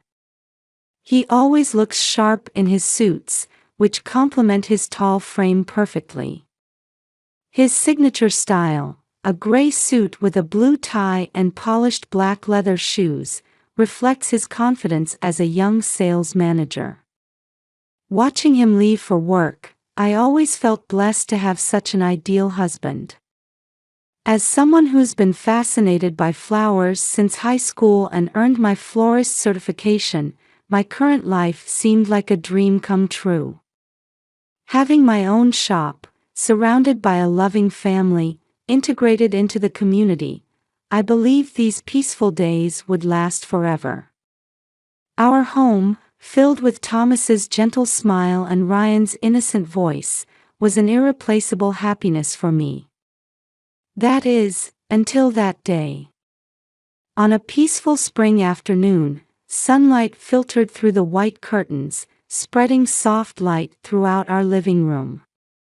It was around 3 p.m. on a Saturday. Usually, we'd be out together as a family at this time, but today Thomas was away for an unexpected work commitment, something that had been happening more frequently lately. I was sitting on our beige sofa, checking online shop orders, while Ryan played his favorite math game on my smartphone beside me. The gentle tapping of his small fingers on the screen and his occasional soft giggles created a pleasant atmosphere in the quiet room. "Mom?" Suddenly, Ryan's voice rose with a hint of anxiety. "This app, it's moving by itself." I paused my work and turned toward my son. Ryan was staring at the screen with a confused expression. "The screen is scrolling on its own." "Look." When I looked, the app's screen was indeed moving up and down without anyone touching it, as if someone were controlling it remotely. A chill ran down my spine at that moment, though I tried to convince myself it was just a malfunction. That happens sometimes, sweetheart. The phone might just be acting up. I tried to reassure him, but something felt unsettling in the back of my mind. Come to think of it, I'd been noticing more and more little things that seemed off lately. The changes in Thomas's behavior had become noticeable about a month ago. His usual 7 p.m. return time gradually stretched to 8 p.m., then 9 p.m. At first, I didn't question his explanation of starting a big new project. I knew his dedication to work. As his weekend work commitments increased, our family time steadily decreased. Sunday morning breakfasts together became rare, and the aroma of those pancakes had become a distant memory. Dad, aren't we going to the movies today? Even when Ryan would ask hopefully, Thomas would just shake his head apologetically. Watching my son's disappointed back as he walked away, I felt an indescribable loneliness spreading within me. Most concerning were the changes in Ryan's behavior. He started resisting going to the learning center he once enjoyed. He began complaining more frequently about headaches and stomach aches. His teacher contacted me saying, "He seems to have lost his usual energy." We started waking up more often to his sudden screams in the night. It became routine to hold him while he was drenched in cold sweat from nightmares, rubbing his back soothingly. But when I asked, "What did you dream about?" Ryan would just look down and say, "I don't remember." Breakfast conversations became quieter too. Ryan seemed to avoid looking at Thomas's face. He would only respond with quiet "mm-hms" when his father spoke to him. Noticing this change, Thomas gradually stopped trying to engage with our son. Standing in the kitchen preparing dinner, I noticed how eerily quiet our living room had become compared to the laughter that once filled it. Only the sound of the TV played in the background while Ryan did his homework alone. The memory of him happily solving math problems with his father seemed like a distant past. Even at work in my flower shop, I found myself distracted with worry about my family. I would catch myself pausing while arranging bouquets, lost in thought. Though I maintained a smile while serving customers, my heart was constantly concerned about my son. And then there was that strange movement on my smartphone. It might seem like a minor incident, but combined with all the small irregularities that had been accumulating, it grew into a significant worry in my heart. While the spring sunlight streaming through our living room window remained bright and warm, the shadows falling between our family members seemed to be growing steadily darker. The strange behavior of my smartphone that Ryan discovered planted a deep seed of anxiety in my heart. That night, after Ryan had gone to bed, I kept replaying the incident in my mind. The way the screen moved without being touched had an eerie feeling, as if someone was watching us. Lying in bed at midnight, I repeatedly opened and closed screens on my phone. That's when I discovered an unfamiliar app in the settings, System Security Service. It appeared to be a security-related app, but I had no memory of installing it. The next morning, after Thomas left early for work, I made a decision. This might not be just a phone malfunction. Rather, it could be connected to the recent changes in our family. This thought grew stronger and stronger in my mind. When I researched online, I found numerous articles about unauthorized phone access and spyware. The screen's autonomous movement, the presence of an unknown app, and the recent inexplicable events, everything seemed connected. My hands were slightly shaking as I entered Tampa Police District 2. My fingers gripped my phone tightly, and my reflection in the screen looked pale. After explaining the situation at reception, I was immediately introduced to Detective Jessica Wilson from the Cybercrime Unit. "Amanda, could you tell me more about what's been happening?" Jessica addressed me with a warm voice. Her blonde hair was neatly arranged at shoulder length, and behind her intellectual black-rimmed glasses, her eyes were both kind and sharp. I began by explaining yesterday's incident, the mysterious screen movement my son discovered, the presence of the unknown app, and the unease I'd been feeling lately. As I spoke, all the anxiety I'd been bottling up inside came pouring out in words. "My husband, he's been different lately." My voice trembled as I described the changes in Thomas's return times, increased weekend work, and decreased family time. But most concerning was the change in my son Ryan. "My son doesn't want to go to the learning center anymore, and he's been having nightmares." Detective Jessica listened intently, taking notes of key points. When I finished, she suggested conducting a specialized investigation. "May I examine your smartphone in detail?" She connected my phone to special equipment and carefully analyzed the data displayed on the screen. I could see her expression gradually becoming more serious. "Amanda." After a moment of silence, Detective Jessica began speaking carefully, choosing her words. "Your smartphone has been installed with surveillance software known as spyware. This program is disguised as a legitimate security app, but it's actually a complete monitoring tool." My heart leaped at those words. Looking at the analysis results on the screen, Detective Jessica continued with specific explanations. "This program has been recording all your call logs and tracking your location 24 hours a day. Your messaging apps are under surveillance, and furthermore." With each fact revealed, I felt something crumbling inside me. Particularly shocking was the evidence of unauthorized access to my banking apps. "Someone has been accessing your account information and monitoring your transaction history. Additionally, there's evidence of monthly transfers of around $1,000 to a separate account." At that moment, various memories connected in my mind. I had noticed several times recently that my account balance seemed lower than expected. But I had simply assumed it was due to overlapping store expenses and household costs. This type of program isn't available in regular app stores. It needs to be purchased from specialized websites and installed directly.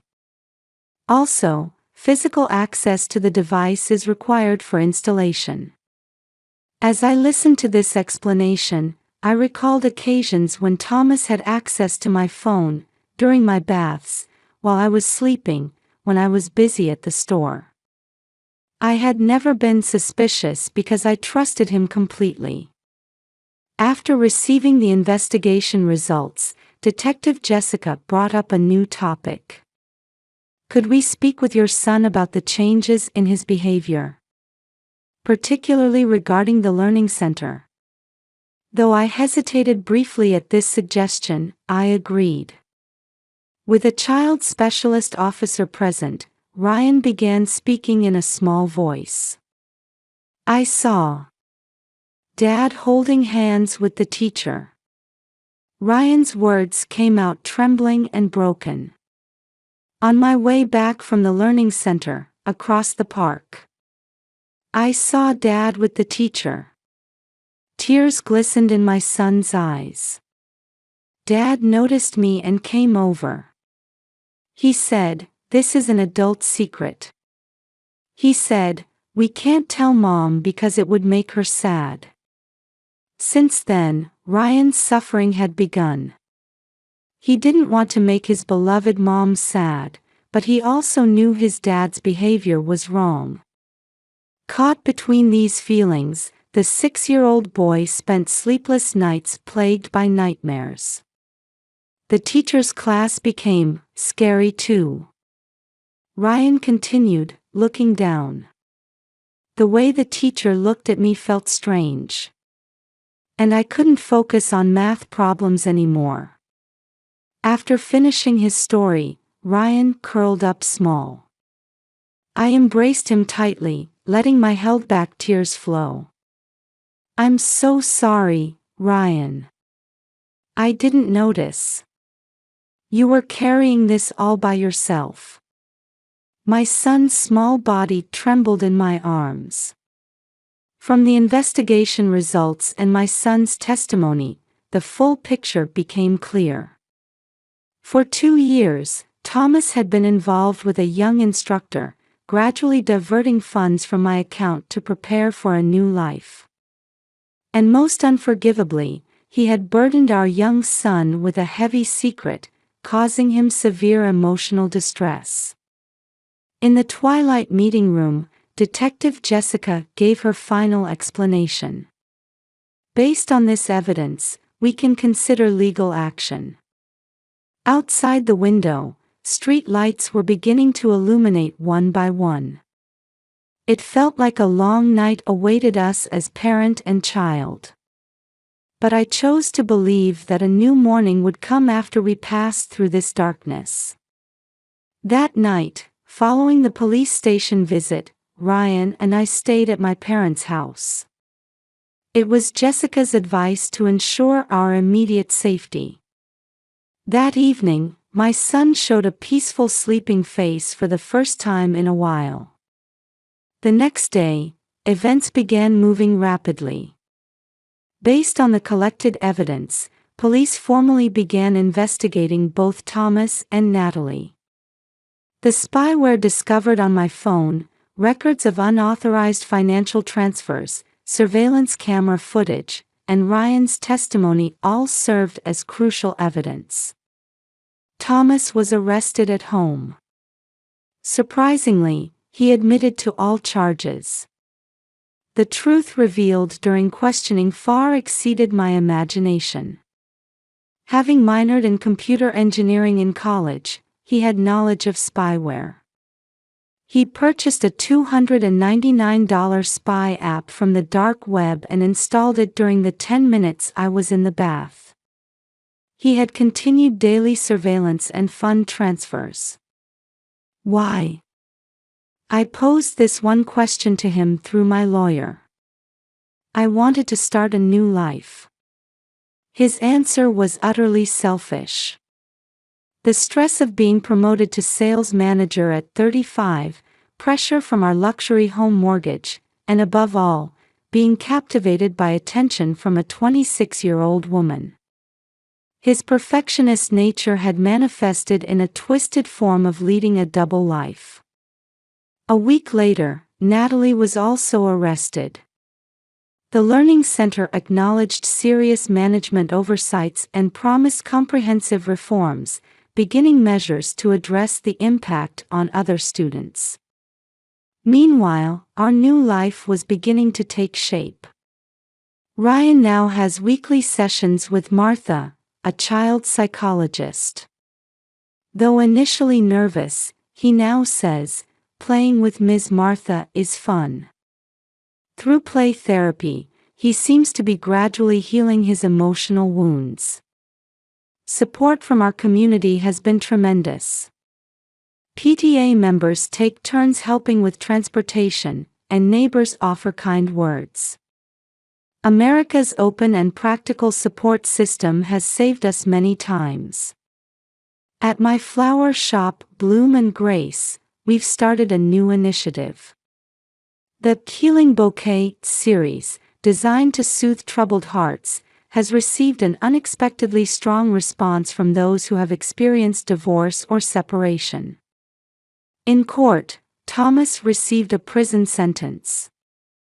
Unauthorized access, embezzlement, psychological abuse of a child. Natalie was also punished as an accomplice. The divorce mediation proceeded smoothly, with custody and property division issues resolved relatively easily. 3 months have passed. Spring sunlight gently illuminates the living room of our new apartment. On the wall hang photos from Ryan's new school. After school, he happily studies math at his new learning center, and when he comes home, he shares the day's events with his usual smile. "Mom, I got 100 on my math test today." Seeing that smile, I can feel we're definitely moving forward in our new life. Sometimes loneliness and anxiety wash over us. But more than that, we have hope. In the small vase by the window are fresh daisies picked today. The pure white petals sparkle in the afternoon light. The flower's meaning is new beginning. Like this flower, I believe our new life, mine and Ryan's, will surely bloom fresh and clean. A year has passed since that incident. Bloom and Grace continues to grow as a warm, community-rooted flower shop. The healing bouquet has become our signature product, serving as emotional support for others who have gone through similar experiences. Ryan has advanced to 2nd grade and has completely adapted to his new environment. Though he continues counseling, Martha says he's showing remarkable resilience. His wounds seem to be healing steadily. Thomas and Natalie are each serving their sentences. Occasionally, letters arrive from Thomas for Ryan, but our son says he's not ready to read them yet. I've chosen to respect that decision. Life sometimes takes unexpected turns. But continuing to move forward through it all, that might be the most important lesson I've learned from this experience. Now, from the windows of our new home, we can see beautiful sunrises every morning. They shine brilliantly and warmly, as if illuminating our future.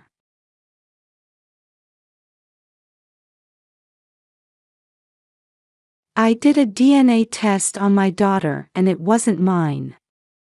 My husband shouted to the gathered relatives. "Nikki, is what Aaron is saying true?" My parents-in-law look at me anxiously. My relatives were also nervously waiting for my words. The results of the DNA test are out, aren't they? My husband yells at me while banging on the paper of the appraisal results. But everything went according to my plan. I took a deep breath and said to everyone in the room, including my husband, "The test results are between you and your mistress's child. My name is Nikki and I'm a 34-year-old housewife. My husband, Aaron, and I have been married for 5 years. We met at work. He was 2 years older than me and was in charge of training when I joined the company as a new employee. He was a reliable, refreshing, and cool senior who taught me his work carefully. I wanted to live up to his expectations as he taught me how to work. I tried to learn the job as quickly as possible.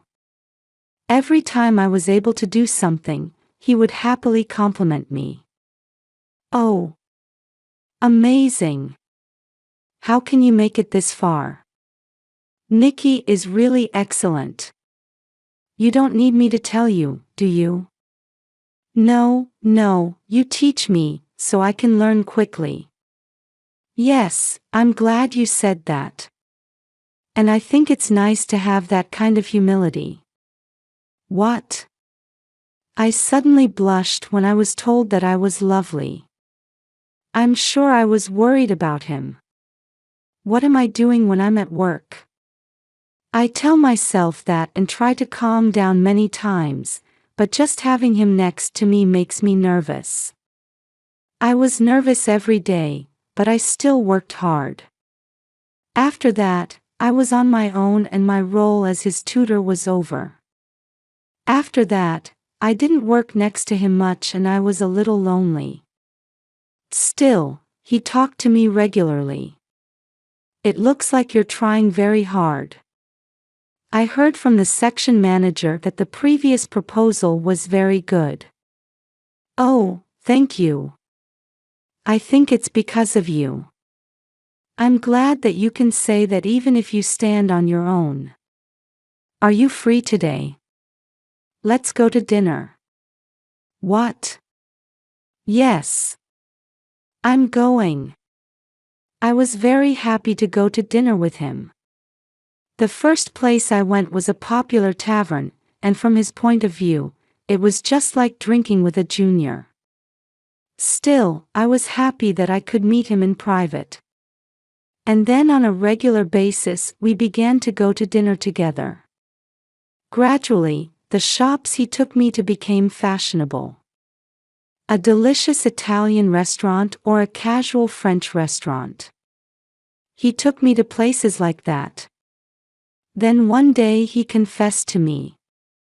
I feel like I've grown fond of you, Nikki. If you don't have a boyfriend yet, will you date me? I like you too. This is how we got along. I was very happy because I didn't think I would start a relationship with the person I admire.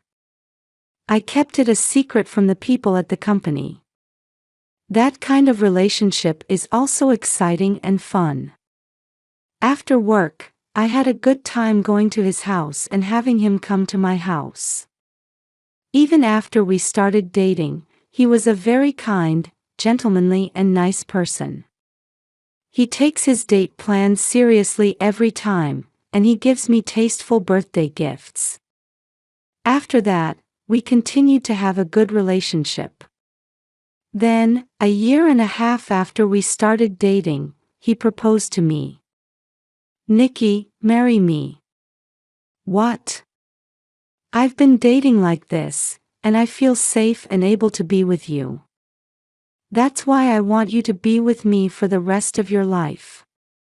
He said so and handed me the ring. I was very pleased. The answer, of course, is yes. I want to be with you forever. I look forward to being with you in the future. This is how we got married. We immediately went to say hello to each other's parents.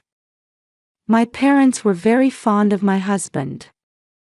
Apparently, his sincerity was conveyed.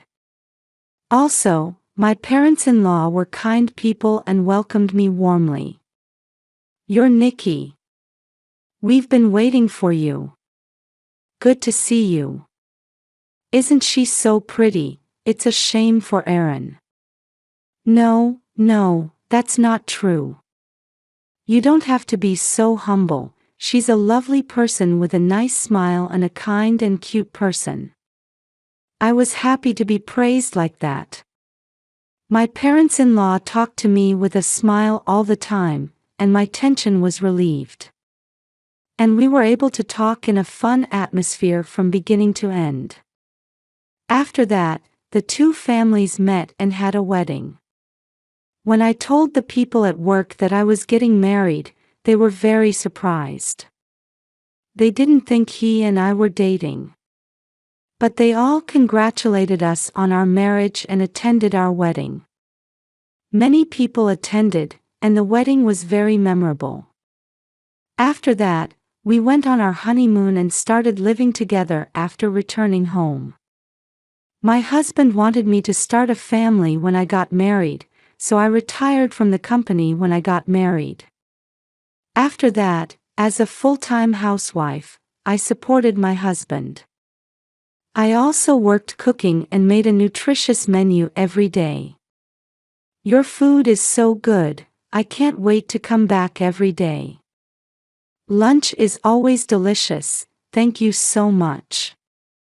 I'm glad you said that, because I'm going to keep working hard. Oh, thank you. My husband always appreciated my hard work in housework. When I am appreciated in this way, I am motivated to do my best again. On our days off, we went for a drive together and went on trips and had a happy time. Then, about 2 years after we got married, I became pregnant and gave birth to a daughter. She's so cute. Let's call her Jewel. Oh, that's a good name. My husband was very happy about the birth of his daughter. Both my parents-in-law and my parents were happily holding our daughter in their arms and congratulating her on the birth. After that, I did my best to balance child rearing and housework. Sometimes it's hard, but every time I see my daughter smile, I feel happy. That's how I spent my happy days. My husband also loved my daughter and took care of her. But when my daughter was 3 years old, my husband was coming home later and later. In addition, business trips have increased, even though he has never been there before. When I was working, I never went on a business trip. When I asked my husband about it, he said that business trips are increasing now. I wondered if that was really the case. He hasn't been paying much attention to our daughter lately, and maybe this is. With that in mind, I decided to ask a detective agency to investigate. Soon after, evidence of my husband's infidelity was found. I was very shocked. My husband came home late, but he was still having a normal conversation with me. Ostensibly, she pretended to be busy with work and was meeting with his affair partner all the time. His affair partner seems to be a new employee who joined the company last year. He said he had a relationship with her while working as an educator. I was angry at myself for being the same as me when my husband and I got to know each other. Absolutely unforgivable. I vowed to take revenge on my husband. As a result of my research, I learned something else. In response, I came up with an idea. Meanwhile, my husband was acting suspiciously. It was one night, and my husband opened his daughter's mouth while she's sleeping in the middle of the night. I'm sure my husband is trying to find out something. I observed him carefully. After all, it was as I had heard. I decided to carry out the plan I had been making since I found out about the affair. A little later, my husband said that he had an important story to tell and gathered a lot of relatives at his parents-in-law's house. What the hell are you talking about? I went to my parents-in-law's house with my husband, but he didn't talk to me easily. But he's grinning all the time. I hope you listen to it together. Well, you can't escape, so be prepared. Run away. When I roll my eyes. My husband said, you can play dumb for now. I can't help but feel uncomfortable laughing fearlessly. And we arrived at my parents-in-law's house. Relatives gathered as well.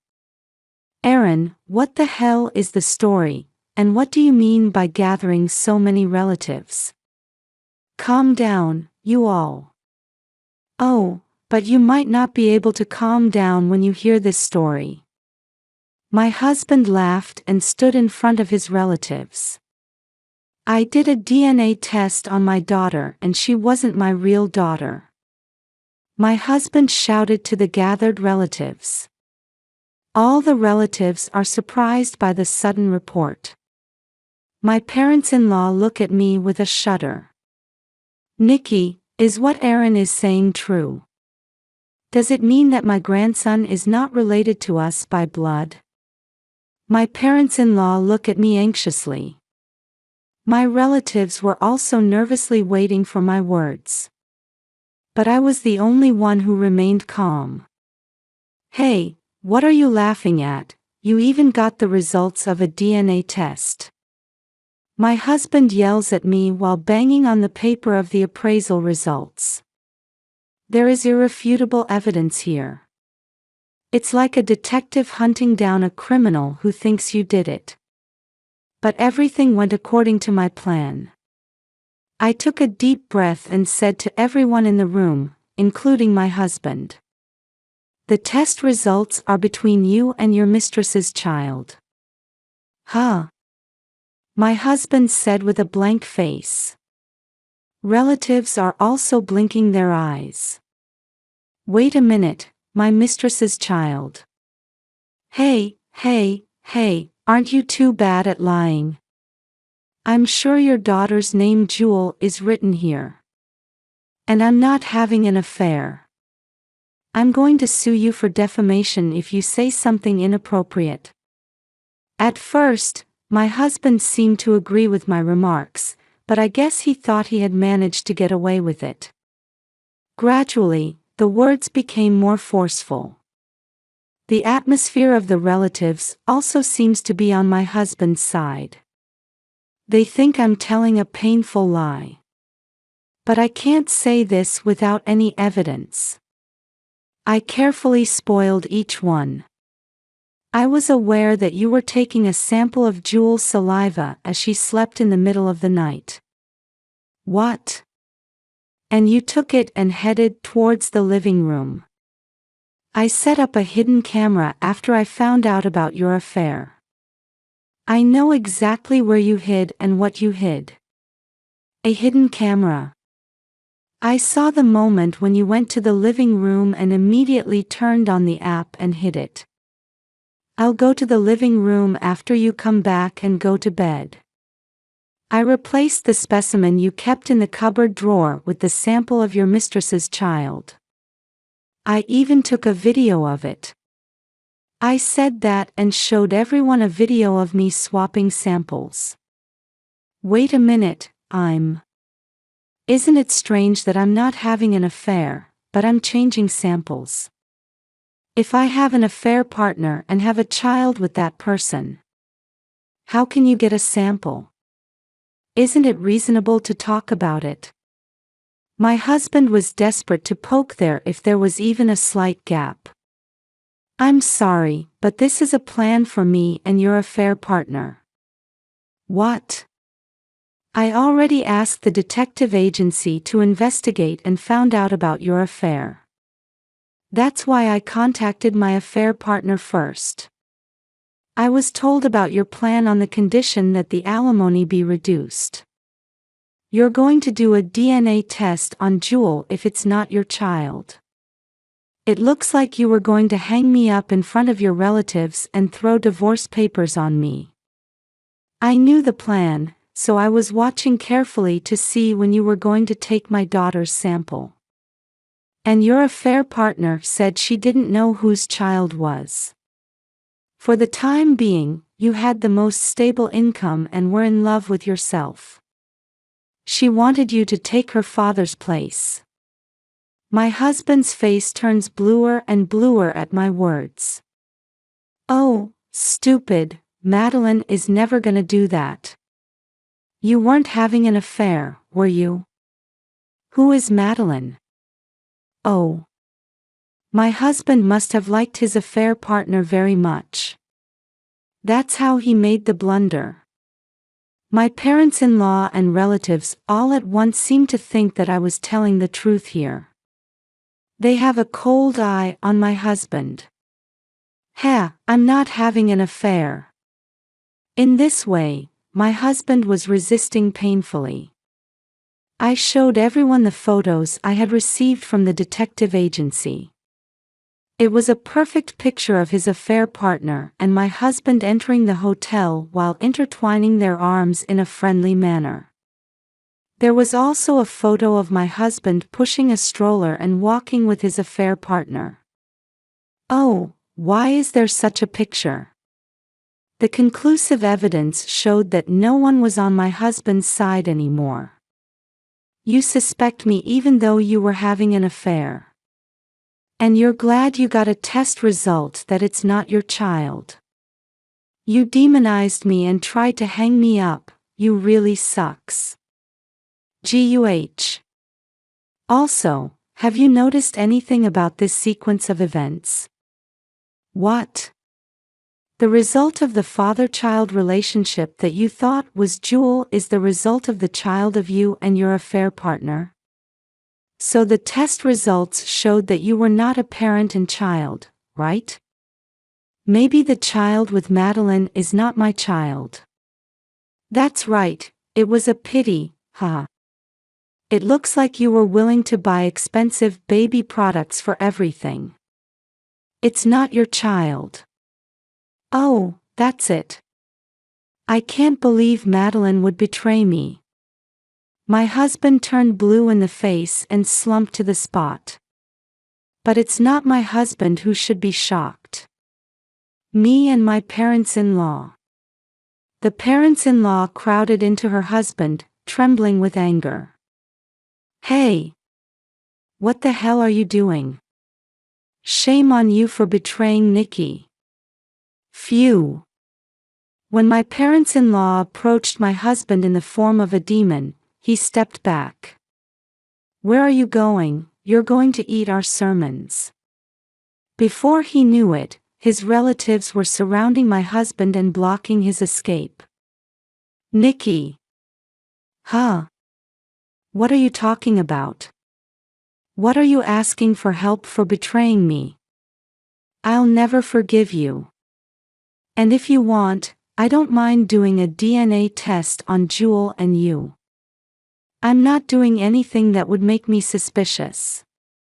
Of course, you will be charged child support and alimony, so be prepared to be socially erased. Oh, that's... I said that and left my parents-in-law's house. After that, it seems that the relatives of my parents-in-law attacked my husband as much as possible. It seems that my mother-in-law showered him with several slaps, and his cheeks were bright red. After that, I divorced my husband and claimed alimony and child support. The alimony is $3 million and the child support is $15 million. As a result, my husband was left with a total debt of $18 million. And I reported everything to my ex-husband's workplace. The president of the company he works for his loving wife, so when the story of my ex-husband's affair was conveyed to the president was so enraged that he sent my ex-husband to a local manual labor department. Therefore, it seems that my ex-husband is doing a pretty hard job while being looked at coldly by those around him. It would be a hellish day for my ex-husband with a poor body. But my ex-husband has a lot of debt and has to work. He was cut off from my parents-in-law, abandoned by his affair partner, lonely and just doing hard labor. He spends his days paying alimony and child support. It's all self-inflicted, and it's a really good feeling. On the other hand, I returned to my parents' house with my daughter and got a new job, and I am working hard. My daughter is growing up quickly and is growing up to be a very good child. Luckily, I don't seem to have any memory of that worst man, and I think of my father as a substitute for my father. My father is mellow to his granddaughter, who is called grandfather and approaches. In addition, my parents-in-law sometimes go to see their grandchildren's faces and interact with their daughter.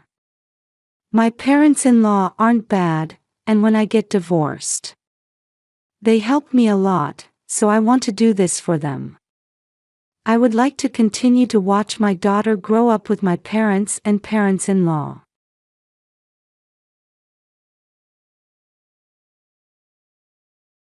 I live with my husband and had a good relationship with him and his parents, my parents-in-law.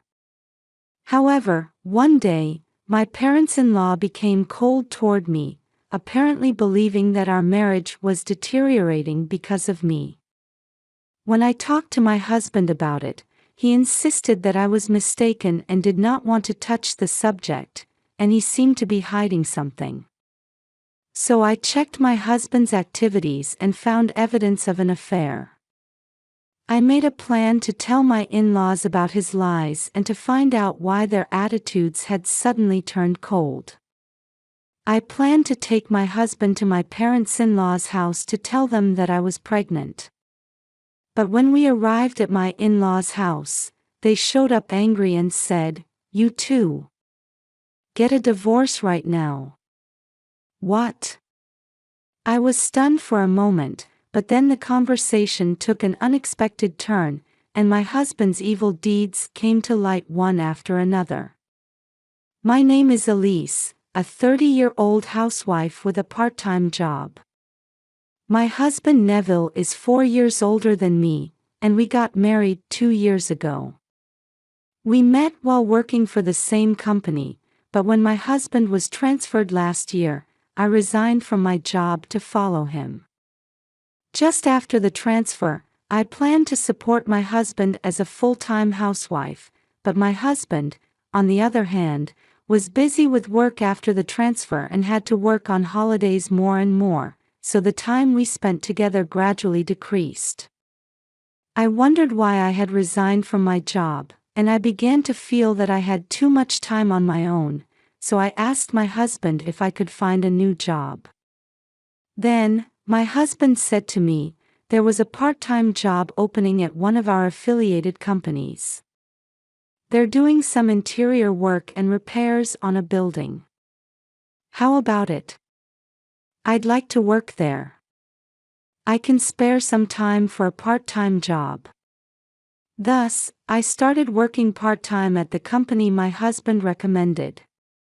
One day, my in-laws contacted me and asked me how we were doing. My parents-in-law's place was close enough for us to visit if we needed anything, but my husband was too busy with his work to visit them.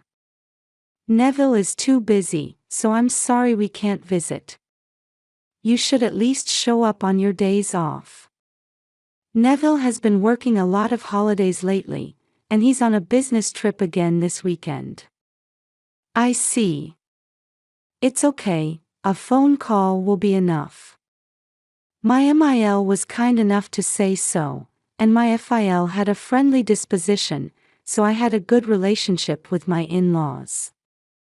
A few days later, while my husband was on a business trip, I received another call from my parents-in-law, but my MIL's tone was somewhat serious. Elise, are things really going well with you and Neville? What? There's no particular problem, but is something wrong? It's fine then, but I'm a little worried. Is there something on your mind? I'm sure Neville is very busy and is not at home very often, but we haven't had any fights either. I understand. By the way, Elise, where have you been today? Today? I was at my part-time job. Work. Okay, good night.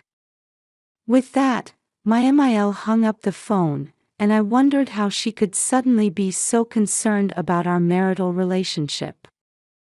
The next day, I received a call from my FIL.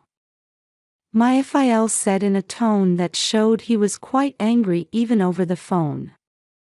Elise. Are you really taking good care of Neville? Taking care of Neville. He is coming home today from a business trip. Is there anything wrong? I'm asking you if you are doing your duty as a wife. What on earth is going on?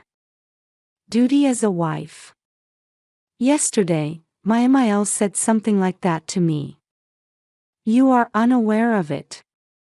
I can see why Neville is disgusted with you. With these words, my FIL hung up the phone. I was surprised by his words and was stunned for a while. Why should my husband be so disgusted with me? When my husband returned from his business trip that night, I told him about the phone call from my parents-in-law. I asked my husband if he had any idea why they were accusing me of something I didn't remember. Hey, your parents both seem to be upset with me. Do you have any idea what's going on? No, I don't have any idea. What did they say? They seem to think we're having a bad marriage, so I think I should go talk to them. No, no. It's your misunderstanding anyway, so don't do anything to make it worse. I was startled when my husband suddenly started yelling at me with a stern expression on his face. Well, I guess I'm imagining things. I looked at my husband, who seemed relieved to hear my answer, and smiled. My husband and in-laws are hiding something from me. And it must be something related to our marriage, a situation in which I was at fault. I thought my husband was suspicious, so I decided to find out the facts somehow. One day a while later, my husband left for work on his day off. After I sent him off with a nonchalant look on my face, I took out my phone. The map on the phone showed the location of my husband's car. As I looked at it, I muttered to myself, "Pet collars are amazing. With this, I can find my dog even if it gets lost." Yes, I had left a pet GPS collar in the trunk of my husband's car, which I had purchased at a DIY store. It was easy to operate and reasonably priced, so I had it ready for my husband to check on his movements. His car stayed there for a while once he left for work, but within an hour it started moving. As I watched in amazement at how quickly he had finished his work, I noticed that it now moved in the opposite direction from home and stopped at a certain building. I checked the address and decided to call a cab to go there. It was downtown, and I could see from the location sign that my husband's car was parked in a hotel. After all, my husband had cheated on me under the guise of working on his day off. Tears of frustration and pity welled up in my eyes, but I decided that as I had come this far, I would see what kind of woman he was dealing with. Soon after, a man and a woman appeared from the hotel reception desk, holding hands. It was my husband and a woman I recognized. They walked past me, hiding behind a plantation, and I caught a glimpse of them kissing as they got into his car in a deserted parking lot. I went blank with shock, but managed to take pictures of the whole scene with my phone camera. The woman with whom my husband was having an affair was a junior employee at his former company. The woman was an unpleasant person for me because she was always approaching my husband after he married me and trying to one-up me with her youth. My husband seemed to be quite pleased with her at the time, and we had a fight about it once. I was relieved to forget about it because I was able to move away from her after he was transferred, but the fact that she was in this kind of relationship suggests that she had not given up on the idea of plundering my husband.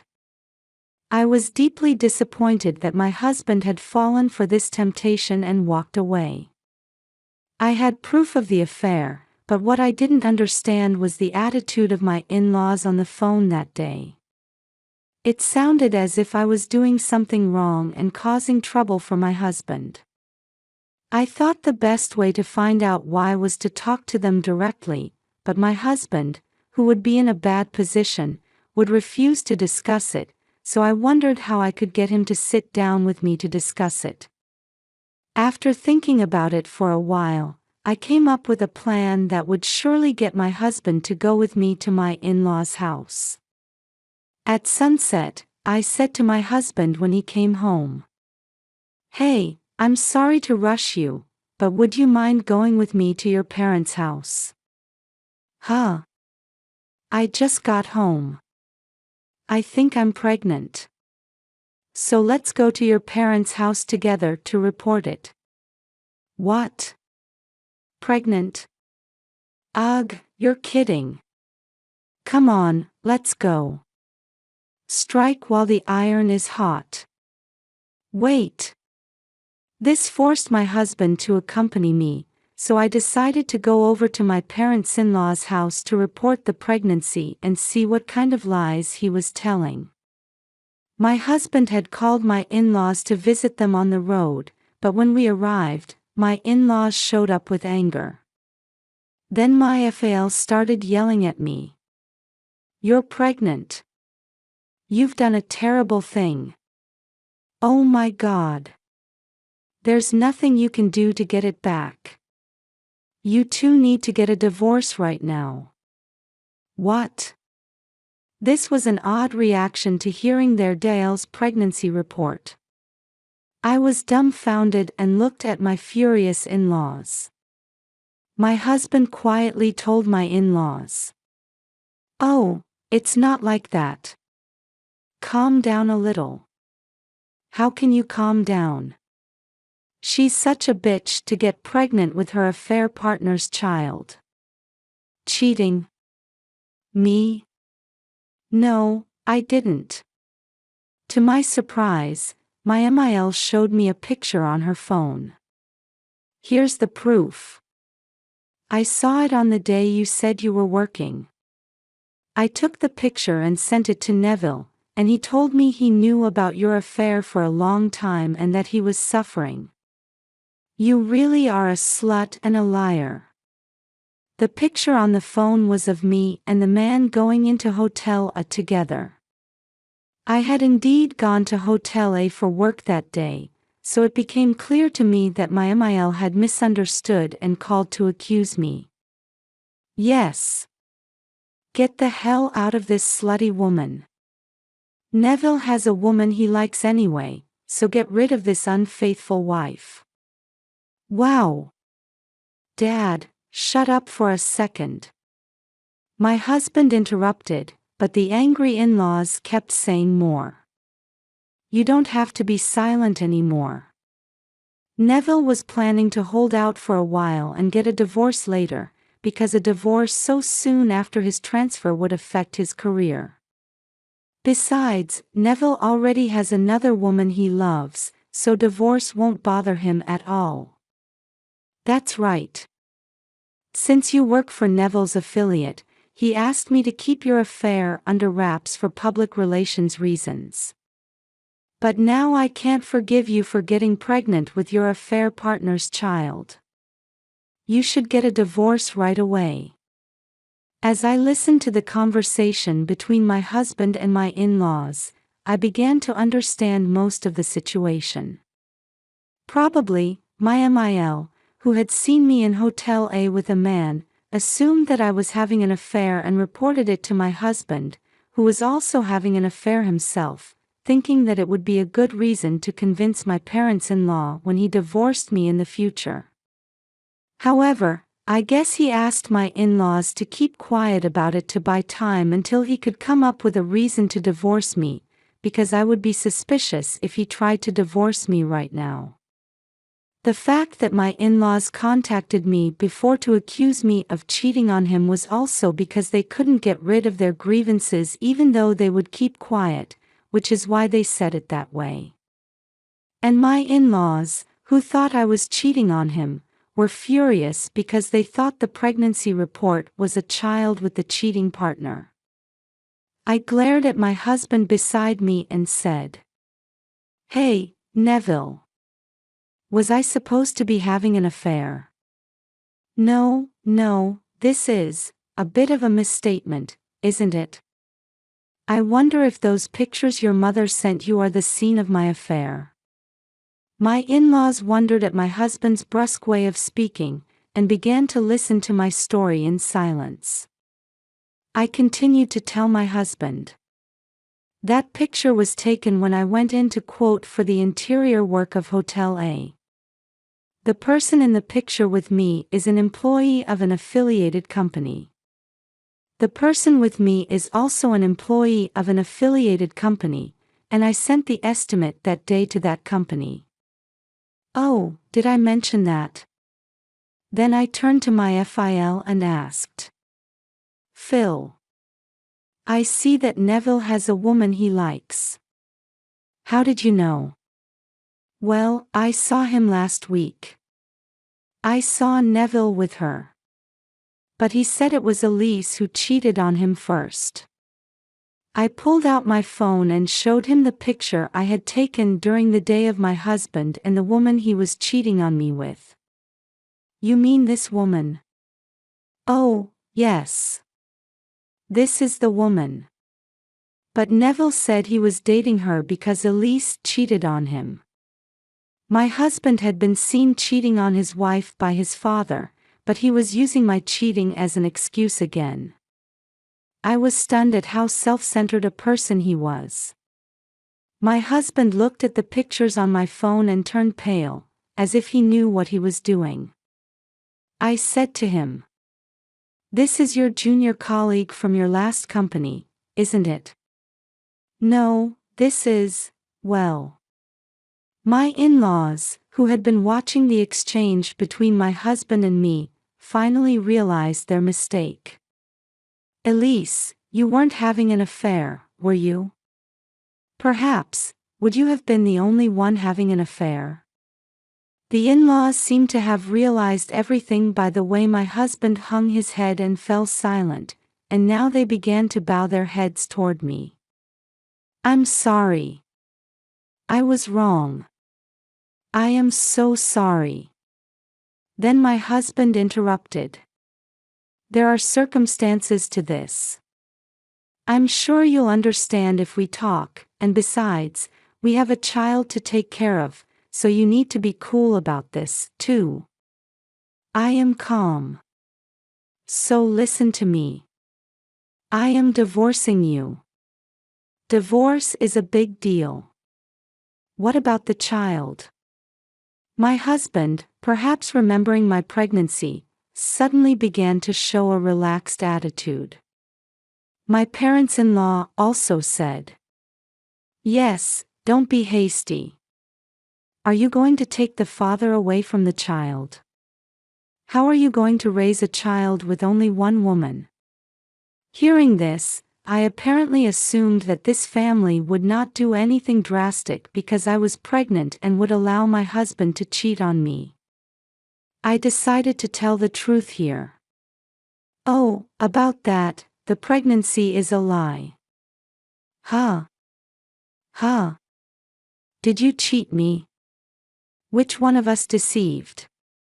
"Even if I was really pregnant, I would have no choice but to divorce you. Of course I'll charge you alimony for the affair, and I'll make the cheater pay for it. You'd better brace yourself." With that, I got up and left my husband at my in-laws' house, unable to say anything back. Upon returning home, I removed my belongings from the home.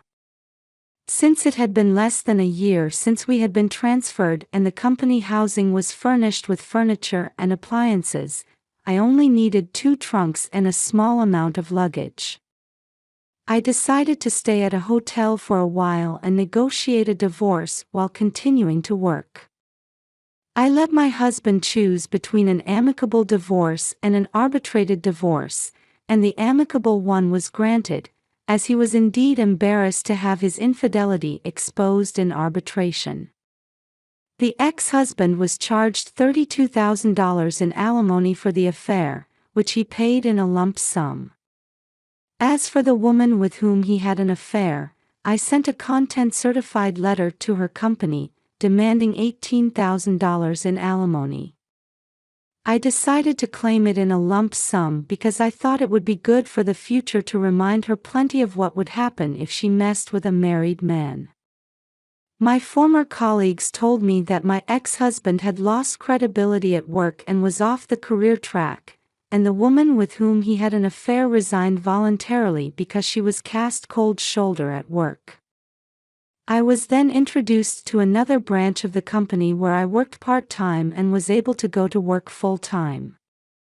I am now single again and starting my life over again, but strangely enough, I am not anxious and full of motivation. I was surprised at how comfortable I am now, free of all the stresses I had felt in my marriage.